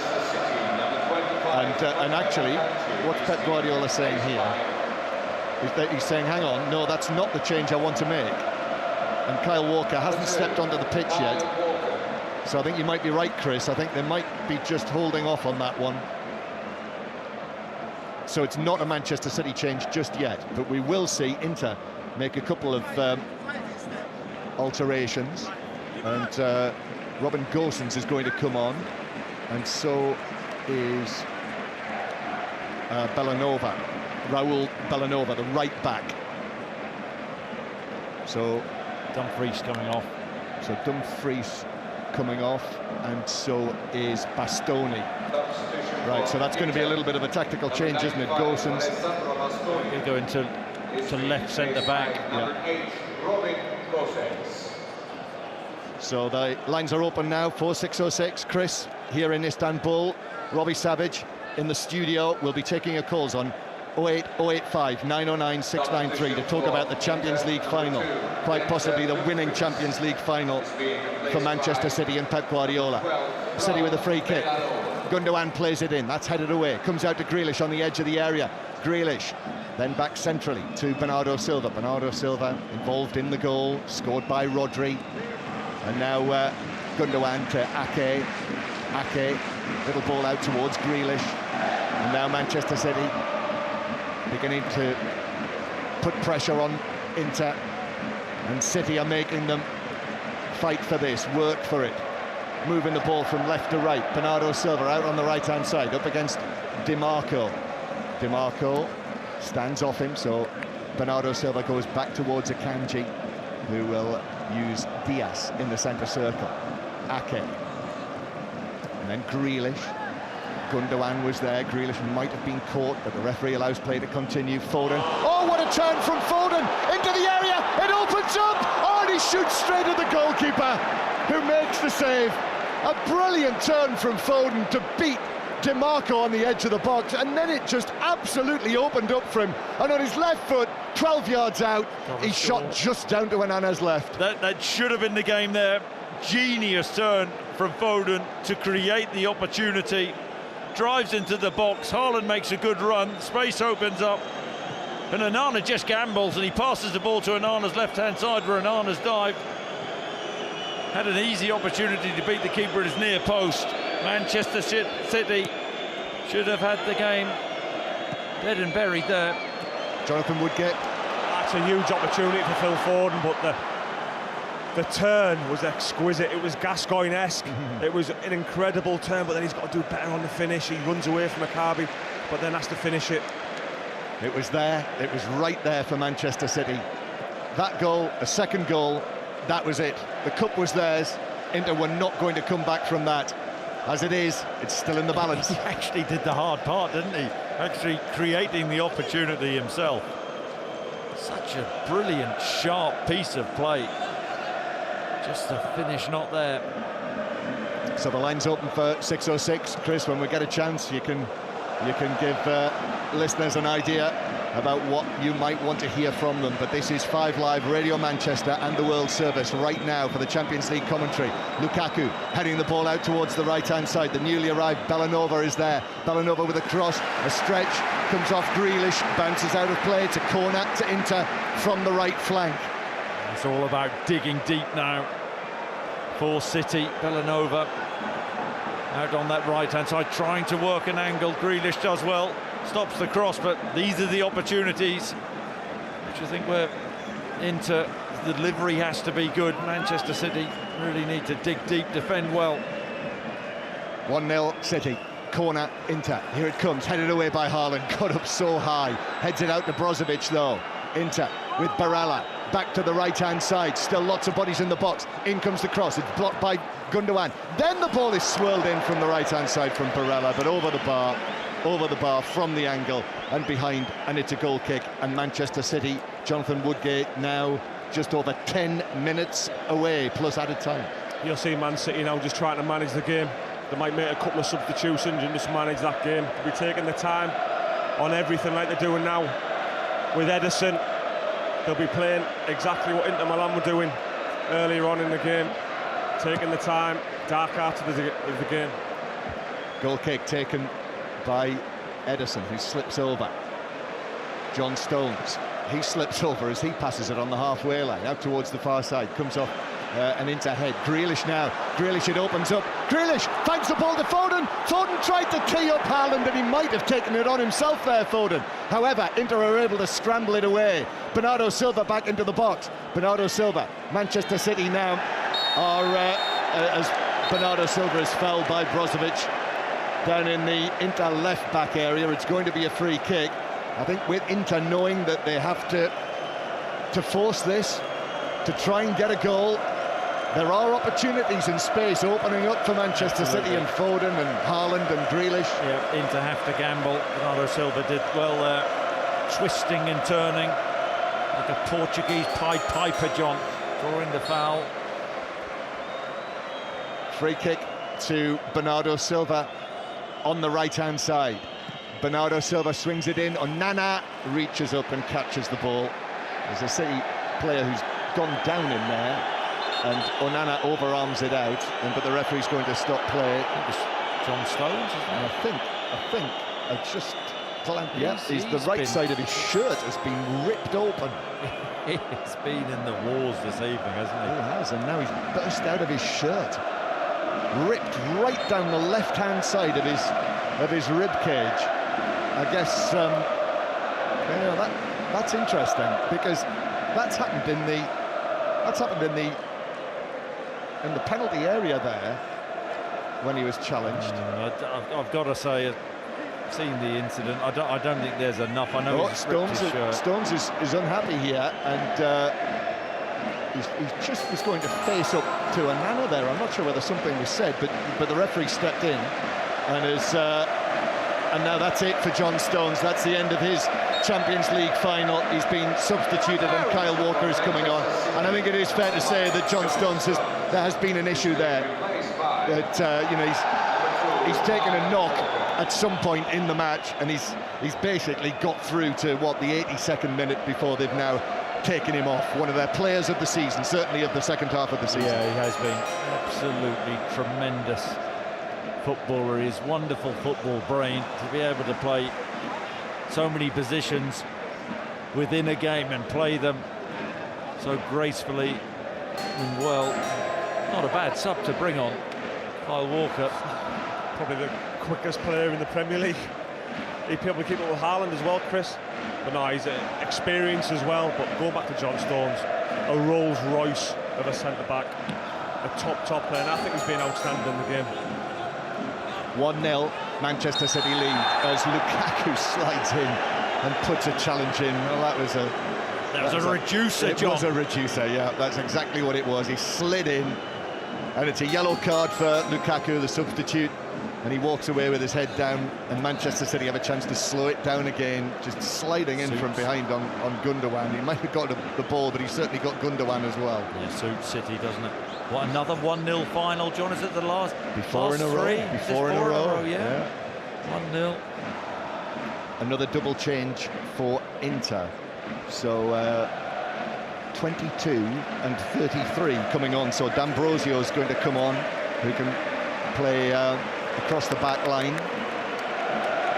And also Mkhitaryan, the former Manchester United man, 34 years old now. Manchester United and Arsenal as well, don't forget. was battling to be fit to play in the final, and Simone Inzaghi has said, right, I can give you the last, 6.5 minutes. So Mkhitaryan is on into the midfield, but Manchester City attacking, and the ball is played across by Foden, but it comes off a defender and bounces behind, and it is a corner to Manchester City. So 𝓳𝓸𝓲𝓷𝓲𝓷𝓰 is off, so one former Manchester United man off, and another on, and also it was Çalhanoğlu who's off from the midfield, so there won't be the Turkish fairy tale, the Turkish international captain perhaps dreaming of winning and scoring in this match, but that's the end of his evening. Corner for Manchester City, just over 5 minutes to play here in Istanbul. Grealish takes the corner straight into the arms and the gloves of Onana, who is able to catch that and waves his teammates downfield and then hits a pass, but it's helped on by Mkhitaryan and headed away by Diaz for Manchester City. It's not been pretty at all, but 1-0 is fine for Manchester City. After all of the brilliant football we've seen from them, the dominant football, the goals that they've scored, 151 now this season, it doesn't matter how they do it now in this final, they just need to do it. Here's Mkhitaryan playing the ball to Gosens, left-footed ball from Gosens, absolutely flies over the head of Martinez and Lukaku, who look at Gosens, both of them with palms apart, as if to say, what do you expect us to do with that? And it's out for a throw into Manchester City. It was awful from Gosens. Lovely touch from Lukaku. Mkhitaryan running off him. He pops the ball out left to Gosens, who, his cross is horrendous, overweights it, and out for a Manchester City throw-in on their left-hand side. And Aki in no rush. 1-0 Manchester City. Ball in the City defensive third. Aki plays it downfield and it bounces out of play on the halfway line. DiMarco gets there, takes the throw in quickly. 4 minutes to go. 4 minutes plus added time. I would think there will be probably another 4 minutes, maybe 5 minutes of added time, depending on how the timekeepers are feeling about things tonight. As Onana long and forward towards the edge of the area. Diaz gets up, heads it down. Here's Gundogan. Gundogan possibly in the final minutes of his Manchester City career. We'll see about that. Out of contract at the end of this season. Grealish now on the left-hand side. Grealish takes it on and down. Does he take it towards the corner flag? Brozovic comes in with a challenge. Final touch off Grealish. It's a throw-in to Inter. Remember last season in the Bernabeu, the semi-final, the dramatic final moments, that went right to the end. So many disappointments for Manchester City in this competition over the years. They cannot take anything for granted. Manchester City until the job is done, and at 1-0 it's not done yet. Up comes Acerbi with the ball, then it's back to Brozovic. Now here to the left-hand side to DiMarco. DiMarco, who had the header against the crossbar shortly after Manchester City took the lead. Walker gets up, wins a header against Acerbi. Manchester City through to Foden. Foden nearly got there first, but it was just cut out by Barella. And Barella now looks up, uses Gosens on the left-hand side. Lukaku and Martinez waiting in the D on the edge of the penalty area. Two men up front, they're waiting for the delivery. Gosens back now to Barella. Barella thought about the ball into the box. DiMarco makes the run. So too static from Inter. Gosens, then back to Barella again. Little ball in now towards the edge of the penalty area. Barella gets it back. Gosens wants it on the left-hand side. He's given it by D'Ambrosio. Gosens crosses over everyone, but it's out towards the far side to Bellanova. Bellanova, then he angles it back. Brozovic curls it in. Gosens with the header. Lukaku! Oh, it's stopped on the line by Ederson. It hit Ederson, bounced out, came off a defender and bounced wide. So close to an equaliser, but no, it's a corner. How has Lukaku missed that? I really don't know. Gosens does well, gets up beyond, I think, Bernardo Silva at the far post, heads it across. It's 4 yards out. Corner, into corner, which is flicked on at the near post, but the ball will bounce wide of the near post and behind for a goal kick to Manchester City. That's an incredible miss, an absolutely incredible miss. Big save from Ederson, but he shouldn't be allowed to save that. Let's have a look again. He's 5 yards out, and Ederson is is helpless, really, and he just stands and Lukaku heads the ball straight at him. Ederson Either side, he's just in the right place, Ederson. It hit his left knee. I'm not sure he even had time to recover or respond or react. And it off the knee, hit Diaz. That could have gone anywhere and bounced off Diaz just wide of the post and behind. Absolutely. And Manchester City, maybe that's the luck that Pep has deserved, but that was lousy from Lukaku. He's got to score that. That's as misses go, that is horrendous. Well, you need a little bit of luck. Even Manchester City need a little bit of luck. Here's Lukaku, though. Lukaku gets his head down, shoots low across goal, but he's dragged that wide by a distance. And it's away and behind, and it's a goal kick to Manchester City, and I make it, we've got 20 seconds of the 90 minutes to play. Ederson taking his time. He sat down, maybe holding his knee, maybe with the power of Lukaku's header hitting him on the knee, just dragged his shot wide there. Just seeing it again, I cannot believe he's missed Lukaku. 5 minutes of added time, and Ederson's knee. You cannot miss that. Ederson's left knee has saved Manchester City and might have made all of the difference. Oasis's next offering, or Noel Gallagher or Liam Gallagher's next offering might be called Ederson's left knee. Cherby passing the ball into the centre circle, comes off Gundogan, then back to Ake. So only 5 minutes of added time. Thought it might potentially have been more, but 5 minutes has been indicated. That's how close Manchester City are to winning the Champions League and completing the treble, and matching Manchester United's feat, the only club to win the Premier League, the FA Cup and the Champions League in the same season, in that unforgettable season back in 1999. Manchester City being roared on by their supporters, many of them here tonight, the 20-odd thousand. They'll remember the days in what is now League One back in 1999 when they won the playoff final against Gillingham 4 days after Manchester United completed the treble. Ball's out for a throw-in to Inter. Throw-in is taken back into the penalty area. Onana, Onana with a heavy touch, and he's fouled by Haaland. And Onana's not very happy with Haaland, and that's a yellow card for Haaland and for Onana for the reaction as well. And he's been wound up, Onana, by the Manchester City supporters who are in high spirits. A bit daft to go after Haaland.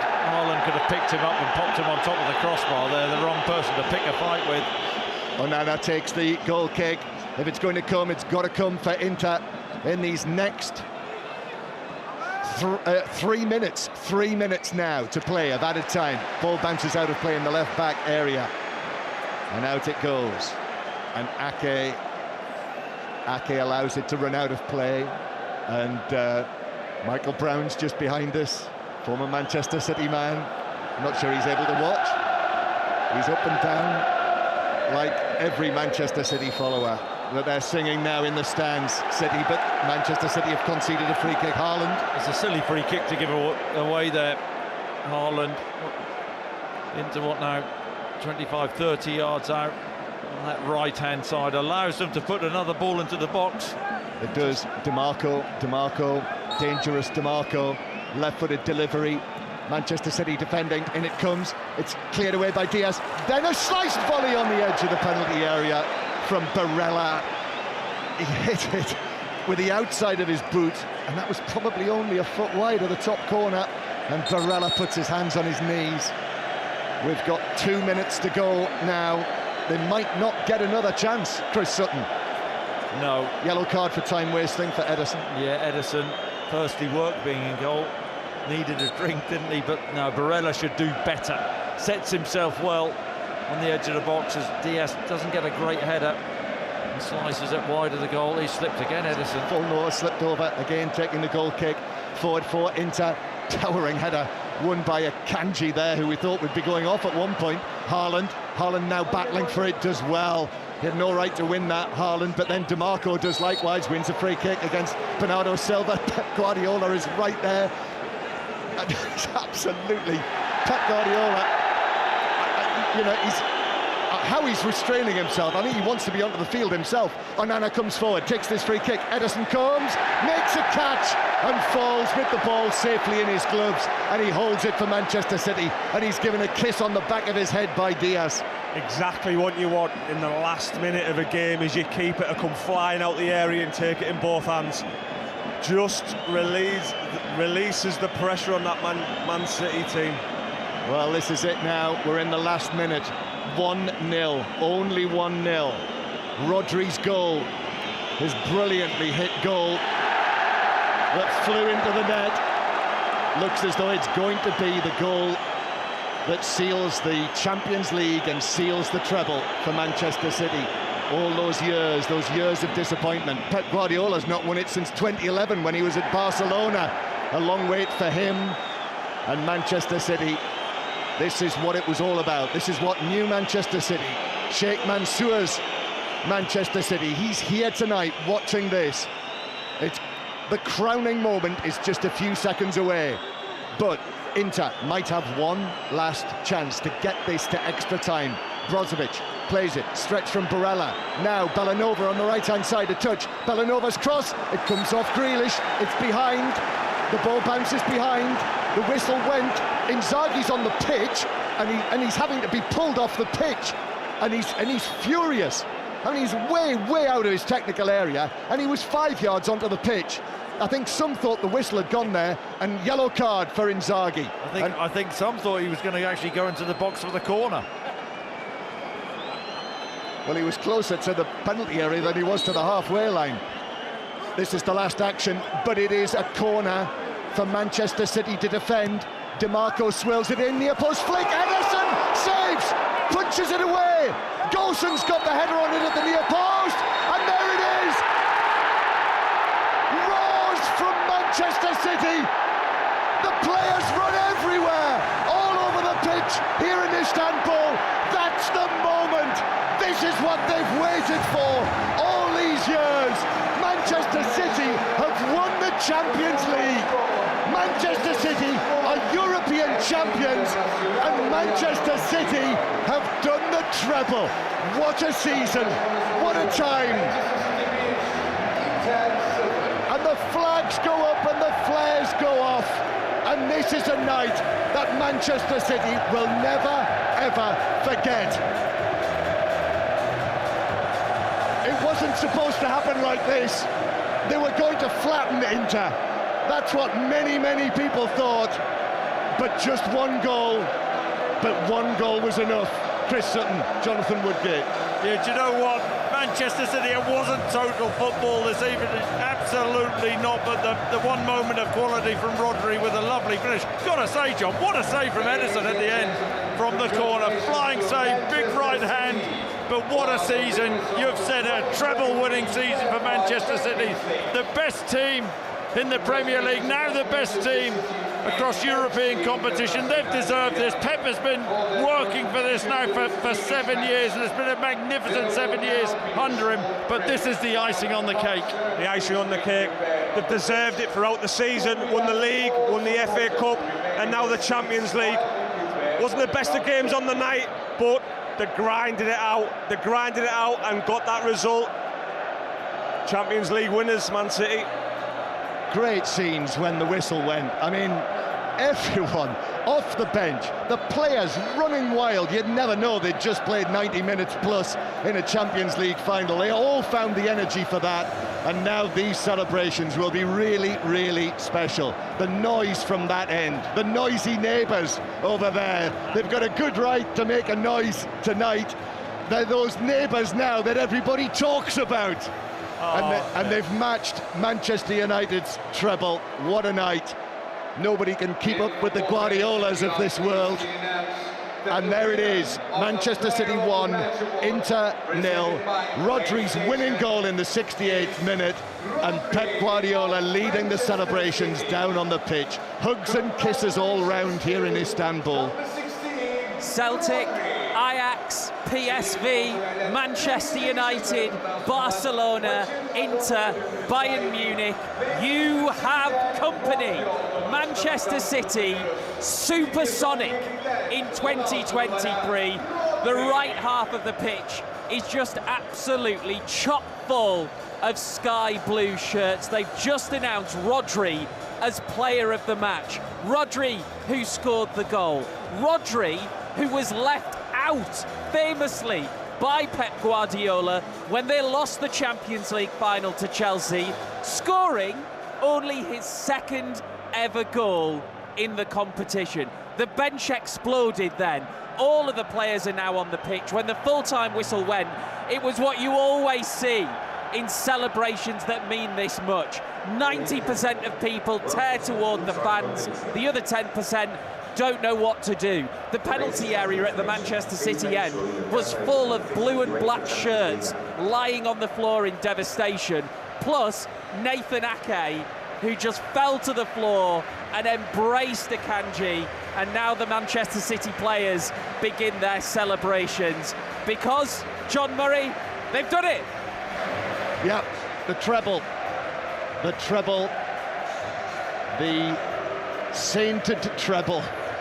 And they're up there, you know, it's on the same podium, in my opinion. Manchester United did their treble, the first ones to do it. Great achievement. This Manchester City team, what entertainment they've given us, the goals they've scored, the play, you know, the innovation, and to reach the target, to win those 3 great trophies. You know, that is, in my opinion, that's it, neck and neck. You know, the debate obviously will continue over days and weeks. Who's the better team, blah, blah. Who's the better, John? Maybe you'll talk about it on 606 later. 08085 909 693. You can get your calls in right now to speak to Chris Sutton and Robbie Savage. Between now and then, we will take you through the tears of joy from the Manchester City fans, 1 or 2 of the tears of desperation from the Inter players. A word on them. You know, they are all inside the penalty area. Simone Inzaghi is right in the centre of it as well. He had to be physically restrained from going onto the pitch in the final few moments. We'll break down all of the big stories that have come out of this game. We've got Chris Sutton, Jonathan Woodgate, Michael Brown, all with us. And I feel, Chris, it is Rodri above all others. He got the goal. And after what happened to him in the final a couple of years ago, you couldn't wish it for anyone else.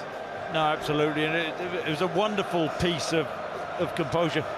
City were really disappointing in terms of their final pass, you know, getting into the final third, and they're normally so devastating, so controlled. That was the one piece of control they had in the game. Lovely, he passed the ball in, wrapped his foot round it, wonderful finish.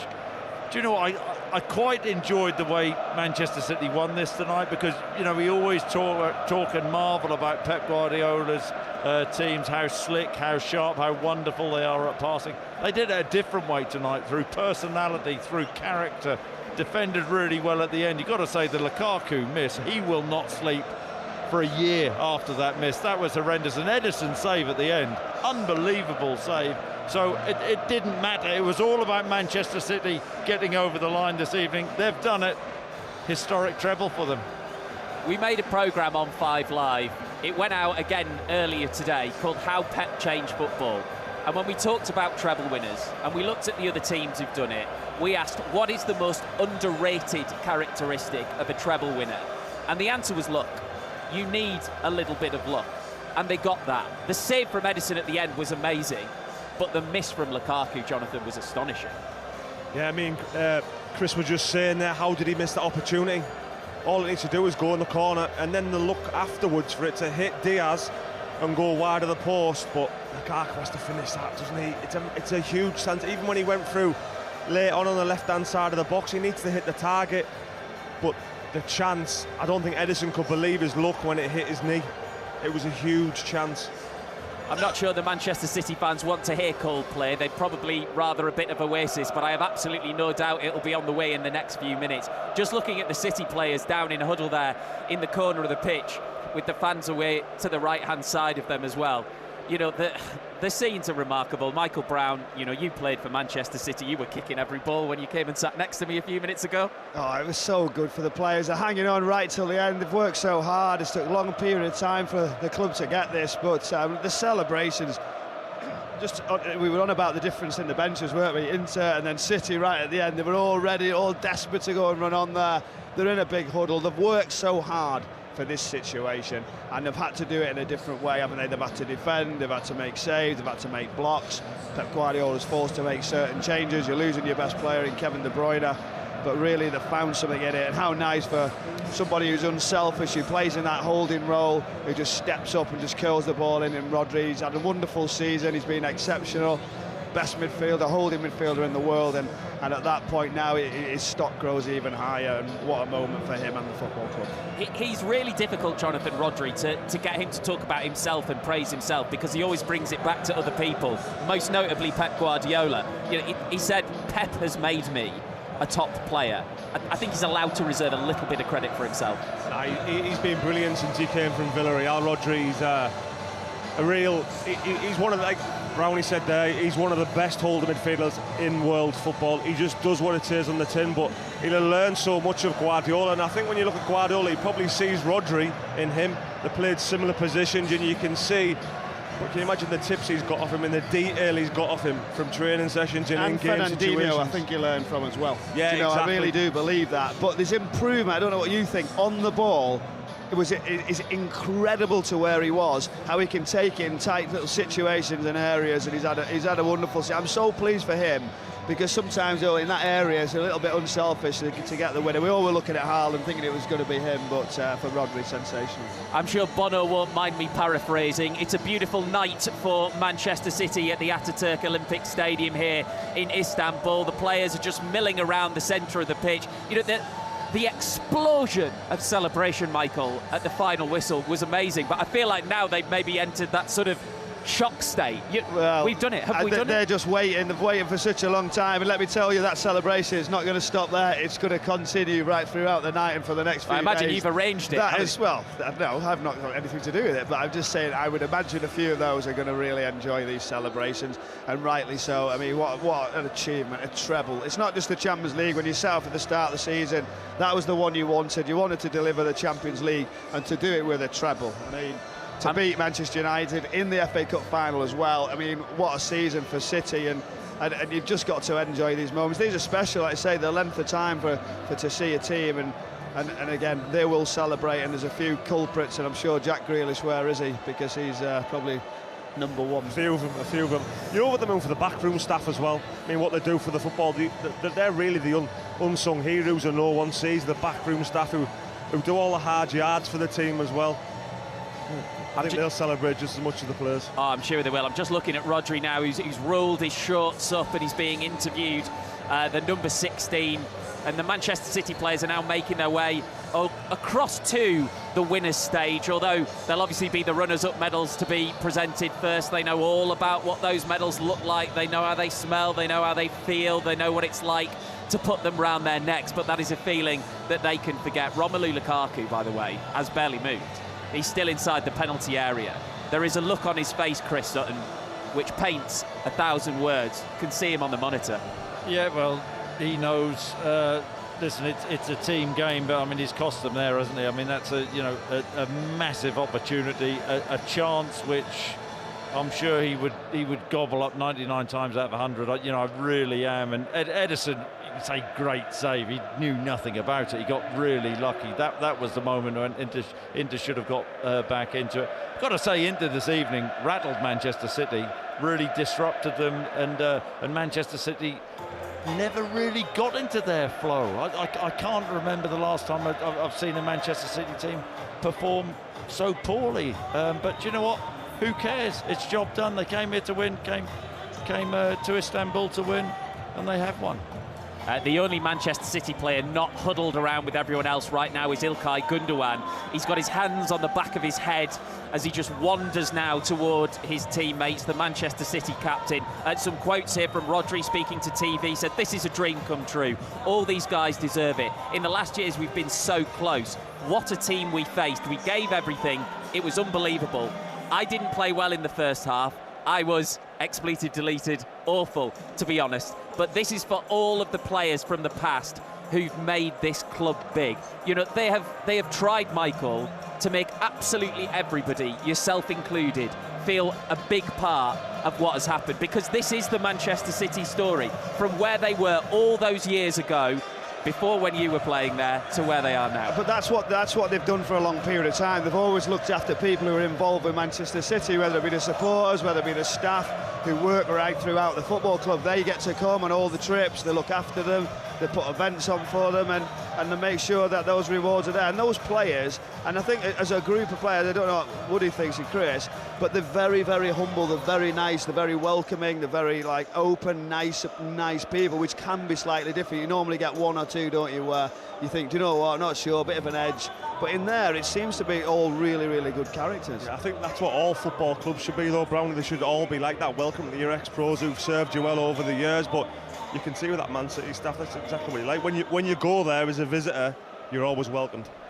They're forming now a guard of honour for the Inter players who are very, very shortly going to come up and get their runners-up medals. I've just seen a few close-ups of the Inter fans, and it's exactly what you'd expect, the look of absolute devastation on their faces. It doesn't matter that they were big underdogs coming into this Champions League final, one of the biggest underdogs probably for some time, because they gave absolutely everything, and on another day they could have taken this tie to extra time. Kyle Walker is currently wrestling with one of the Manchester City backroom staff just down in front of us, and the Inter players with hands on hips are getting ready to get their runners-up medals, and then we will see the Champions League trophy lifted. Hamid Altintop, the former national team captain who was on 5 Live Sport earlier tonight, is holding the trophy with the sky blue ribbons, and he's bringing it out now to sit proudly on the plinth. And every Manchester City fan in this stadium will now have their eyes glued on that shining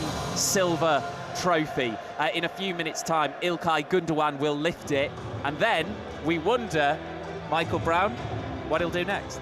Well, that's the big question, isn't it? What type of decision is he going to make? Pep Guardiola's come out and actually said he'd love him to stay. Let's give him the contract. We don't know exactly what the problem is, whether it's a 1 year or a 2 year contract, or whether he actually has a new challenge ahead. He wants to go to a different country, a different football club. But he's done unbelievable. When Pep Guardiola first signed him, people used to say, what does he do? What's he good at? It took him a little bit of time to settle. Then from then on, how intelligent, how much of a team player he was, how he's got composure, those forward runs, brings goals as well, and a real example to everyone. So if it is his last day for City to lift that trophy, it doesn't get any better, does it, to have a treble under your belt. But we wish him well, but hopefully he's going to be at Manchester City. It doesn't matter if it's a Champions League final, any final, Jonathan Woodgate, the Inter players are about to do the walk that nobody wants to do. You don't want to do it. And to be honest, I thought Inter were good tonight. I thought they were really good. I thought a lot of people underestimated them as a team. But you know, Italian teams, difficult to break down, but they caused Man City some problems throughout the game, I thought, especially in them last 5 minutes. They had a couple of chances early on, but like I say, they showed up tonight in Milan. Do you think they'll be proud of the achievement because of where they've come, even though they've lost? Do you think they can take something and go away and go, do you know what, or is it just we've lost and that's it? Or? No, they can. Well, they finished third in the league this season. That's again Champions League football. They won the Coppa Italia. All right, they've just got beat the Champions League final. You look at Inter Milan, it's been a successful season for them. Simone Inzaghi looks every bit as exhausted as his players as he puts his runners-up medal round his neck and just trudges toward the massive technical area that he spent 90 minutes bouncing up and down in. Lautaro Martinez, the Inter striker, was the first to get his medal as they now make their way down and through the Manchester City players. One or two of the players, as tends to happen quite often in cup finals these days, can't really bear to have the medal round their neck, so they take them off and move them on. Now it's Romelu Lukaku at the head of the queue who gets a pat on the back, and he too just rips that medal straight off him and leaves it hanging loosely in his right hand as he walks away. The final few Inter players are about to complete their walk. Onana, the goalkeeper, has just got his medal, and now the Manchester City players stand side by side in 2 lines, watching and waiting John Murray to have their treble moment. And I must say, great credit to the Inter fans who have stayed on. Most of them are still inside the stadium. You know, they're sitting in this stadium here. They're hours away from wherever they're staying, yet they've stayed behind and they're still waving their flags, and they've stayed to see their team receive the runners-up medals. And what a scene we have down on the pitch here. We're into the early hours now of of Sunday, the 11th of June. It's beyond midnight here in Istanbul, a dark, dark night, but the floodlights shining down on the pitch, and we have the ceremony stage in position. We've got the winner's arch in blue. There's a stage next to that. That's where the Manchester City players will assemble once they've received their gold medals. And then to the left of that, we've got the plinth with the European Cup on it, and that European Cup has sky blue and white ribbons. Behind it, we have an image of the Champions League star ball, and then to the left of that, we've got a long stage where the presentation party is standing. 𝓳𝓸𝓷𝓲𝓷𝓰 of Manchester City is there, so is the Inter president Steven Zhang, and now Pep Guardiola is the first man from Manchester City to step forward, and he's on the stage, and I cannot help but think back 2 years to when Pep Guardiola, who's had to wait since 2011 since he lifted the Champions League, he gets a huge hug now from Ferran Soriano, one of his old mates from Barcelona, of course, back in 2011. 2 years ago in Porto, Pep Guardiola, I remember very clearly at this moment, receiving a medal there. That was a silver one, this is a gold one, and then he walked past the European Cup, and I'm not sure he gave it a glance. Here, he looks at it and looks at it longingly, and very soon that European Cup, that Champions League trophy, is going to be back in Pep Guardiola's hands. He's now a three-time winner as a manager, won it as a player as well, so he joins Bob Paisley and Zinedine Zidane as 3 times winners. Only Carlo Ancelotti's won more as a coach, the 4 times winner, Carlo Ancelotti, who Pep Guardiola and Manchester City saw off in the semi-finals with Real Madrid. And one by one now, the Manchester City players are receiving their medals and joining Pep Guardiola on that stage. Manchester City, who tonight have become the 6th different English club to win the European Cup and the Champions League, the 23rd different club in total, and they are the first-time winners since Chelsea back in 2012. So the players now leave it to Erling Haaland, 52-goal Erling Haaland, his first season as a Manchester City player, 12 goals, top scorer in the Champions League this season. He couldn't do it today, Chris, but what a season, and he's ended it with the 3 big medals and a Champions League winner's medal around his neck. Yeah, he's had quite the season, hasn't he? Been so influential. Everybody was thinking, you know, could he come and take the Premier League by storm? He's played a huge part in this treble success. This is what you live for as a player. This is what you dream about as a youngster, winning the big trophies. They're there, they've done it. Kevin De Bruyne, second last in the line. He had to leave the pitch in the first half. What a night. That was a big part of the story. And he hobbles to the stage. And now İlkay Gundogan walks forward, and Alexander Ceferin, the UEFA president, plucks the Champions League trophy off the plinth and gives it to İlkay Gundogan. And the Manchester City captain, who's out of contract at the end of the season, he's already lifted the Premier League trophy, he's already lifted the FA Cup, and now he has the and now he has the Champions League trophy in his hands. He walks into the middle of his teammates, and up it goes! Champions of Europe and treble winners here in Istanbul as the fireworks go off behind Manchester City. And the celebrations in the stands, the bananas being held high among all of those spectators in sky blue shirts. The Champions League anthem, the fireworks. What a season for Manchester City.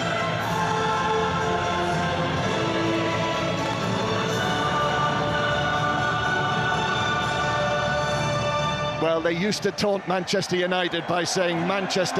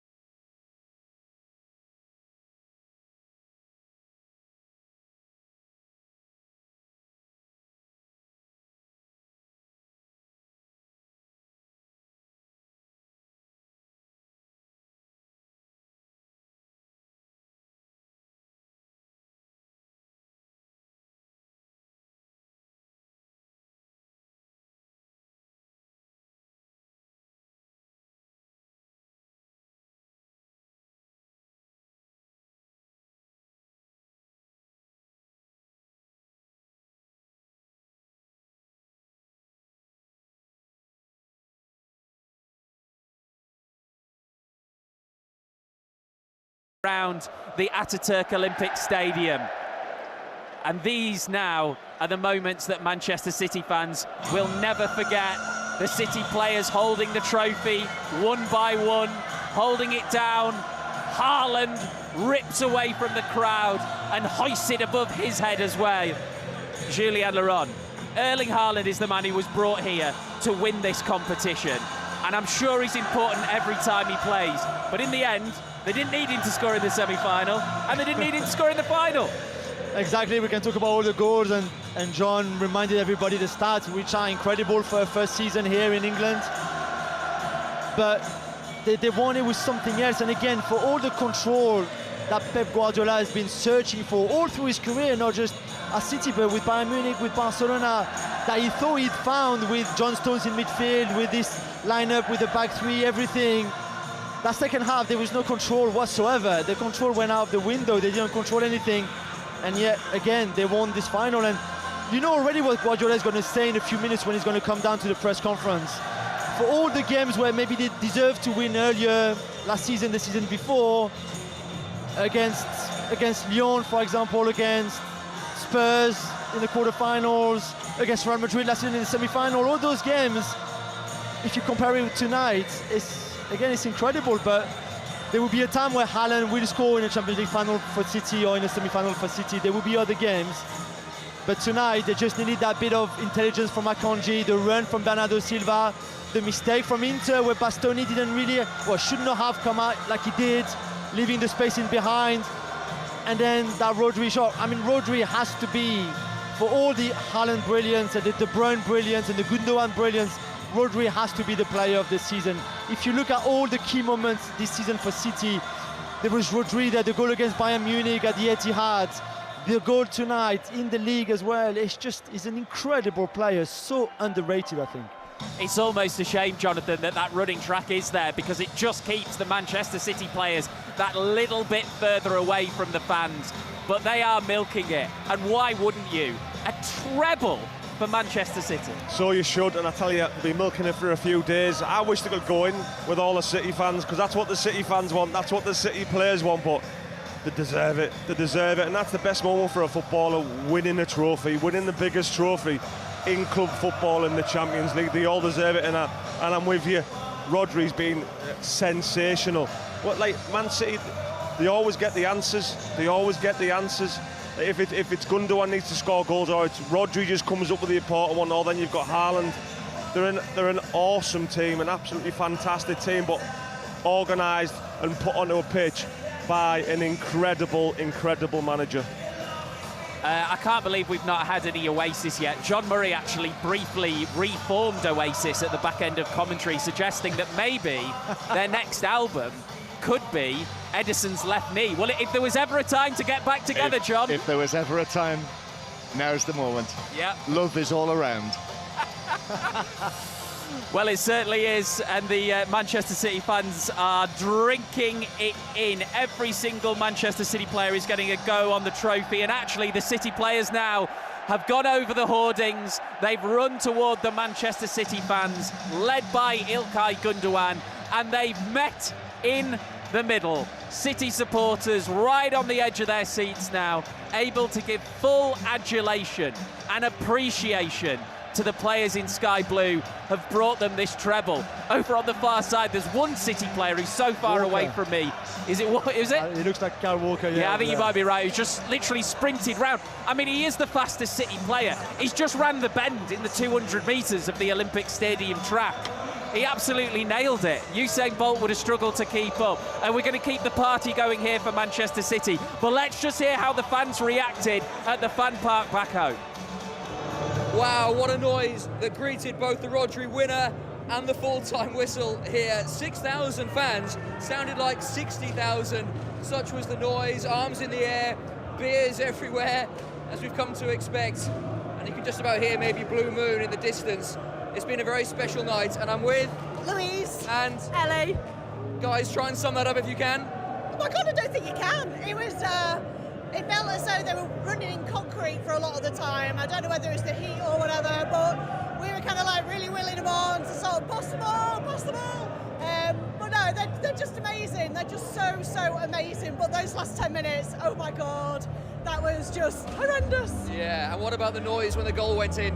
Oh my God, I still actually don't think I can hear very well, so I'm kind of going off lip reading right now, but I've never heard anything like it. And you mentioned those final 10 minutes. What was going through your mind? I was thinking Lukaku's going to score. That's what was going through my mind. Oh, what a save. Edison, oh my God, I love him so much. I think all the haters, they just need to go back in their box because he was amazing tonight. And what does this mean? All the build-up. We know that Manchester United were the last team to win the treble in '99. You guys have done it now. What does this mean?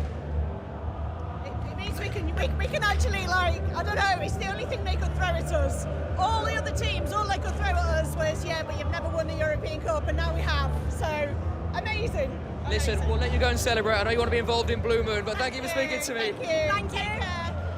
Manchester City fans loving life back at home. 08085 909 693. Get your calls in. 606 is on the way in the next 5 minutes or so with Chris Sutton and Robbie Savage. We've got Jonathan Woodgate and Julian Laurent still with us on 5 Live Sport. Jules, I read the list out before. Celtic, Ajax, PSV, Manchester United, Barcelona, Inter, Bayern Munich. That is sporting immortality. That is an elite list. It is incredible, really, a treble. I mean, Pep Guardiola, this is his second. So again, that's why he's the greatest manager of all time. But remember on Thursday night in the EuroLeague show, we tried to explain a bit what you needed to do a treble. And we said you can have a genius like Cruyff or Messi, pick Messi. You can have a Jose Mourinho, which will help you build a team that will be so solid and so good, defensively especially, that you're going to win. You need a bit of luck, like United in '99, like PSV Eindhoven in '88. Celtic was a little bit different. They had all those guys coming from Glasgow, basically, and the surroundings of the city, and they had a strong collective. Strong collective is something that can lead you to great things. And it felt a bit that City tonight had a bit of everything. All of those ingredients were there tonight. They got lucky, yeah, they got a bit of luck. They've got a manager in Pep Guardiola, a bit like Jose Mourinho, that can make your team achieve great things like this.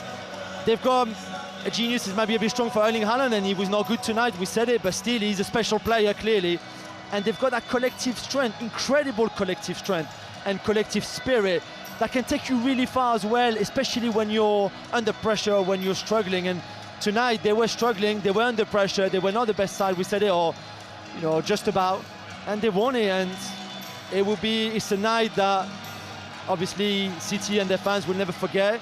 We saw Nader Manua, our friend, coming down the stairs. He was above us with a huge smile. Your friend, huge smile. But City invited all their employees, all the staff is there, everybody, former players everywhere. And they will share this and cherish this forever, all together. I think it's absolutely right, Steve, to talk about those other trebles done by those other great clubs. But I think you have to kind of look at the treble that there is for Manchester United and Manchester City on their own, because that is winning the Premier League. And in terms of the overall strength that exists in the Premier League, and also it involves the FA Cup, which, as we know, as we love to talk about, that's unique, the sort of challenges that the FA Cup bring as part of that particular treble, whereas obviously the Champions League is the same for all of those great clubs. But I think each treble is different in terms of what you have to meet in your own country to win those three in the circumstances that there are. Yeah, and if we were going to ask anyone to make that point, we could ask Pep Guardiola, because he's just done it with 2 different teams in 2 different countries, with Barcelona and now with Manchester City. Jonathan, he is the first ever coach to win the treble with 2 different teams. You asked the question before the match, is he the greatest manager in the world? Is this nailed it? Is this answered it? Can you just read that statistic and say, well, there you go, job done? It just confirms it, but I said before the game, even if they lost, he'd still be the greatest, because he's changed the way we all look at football. He's an innovator.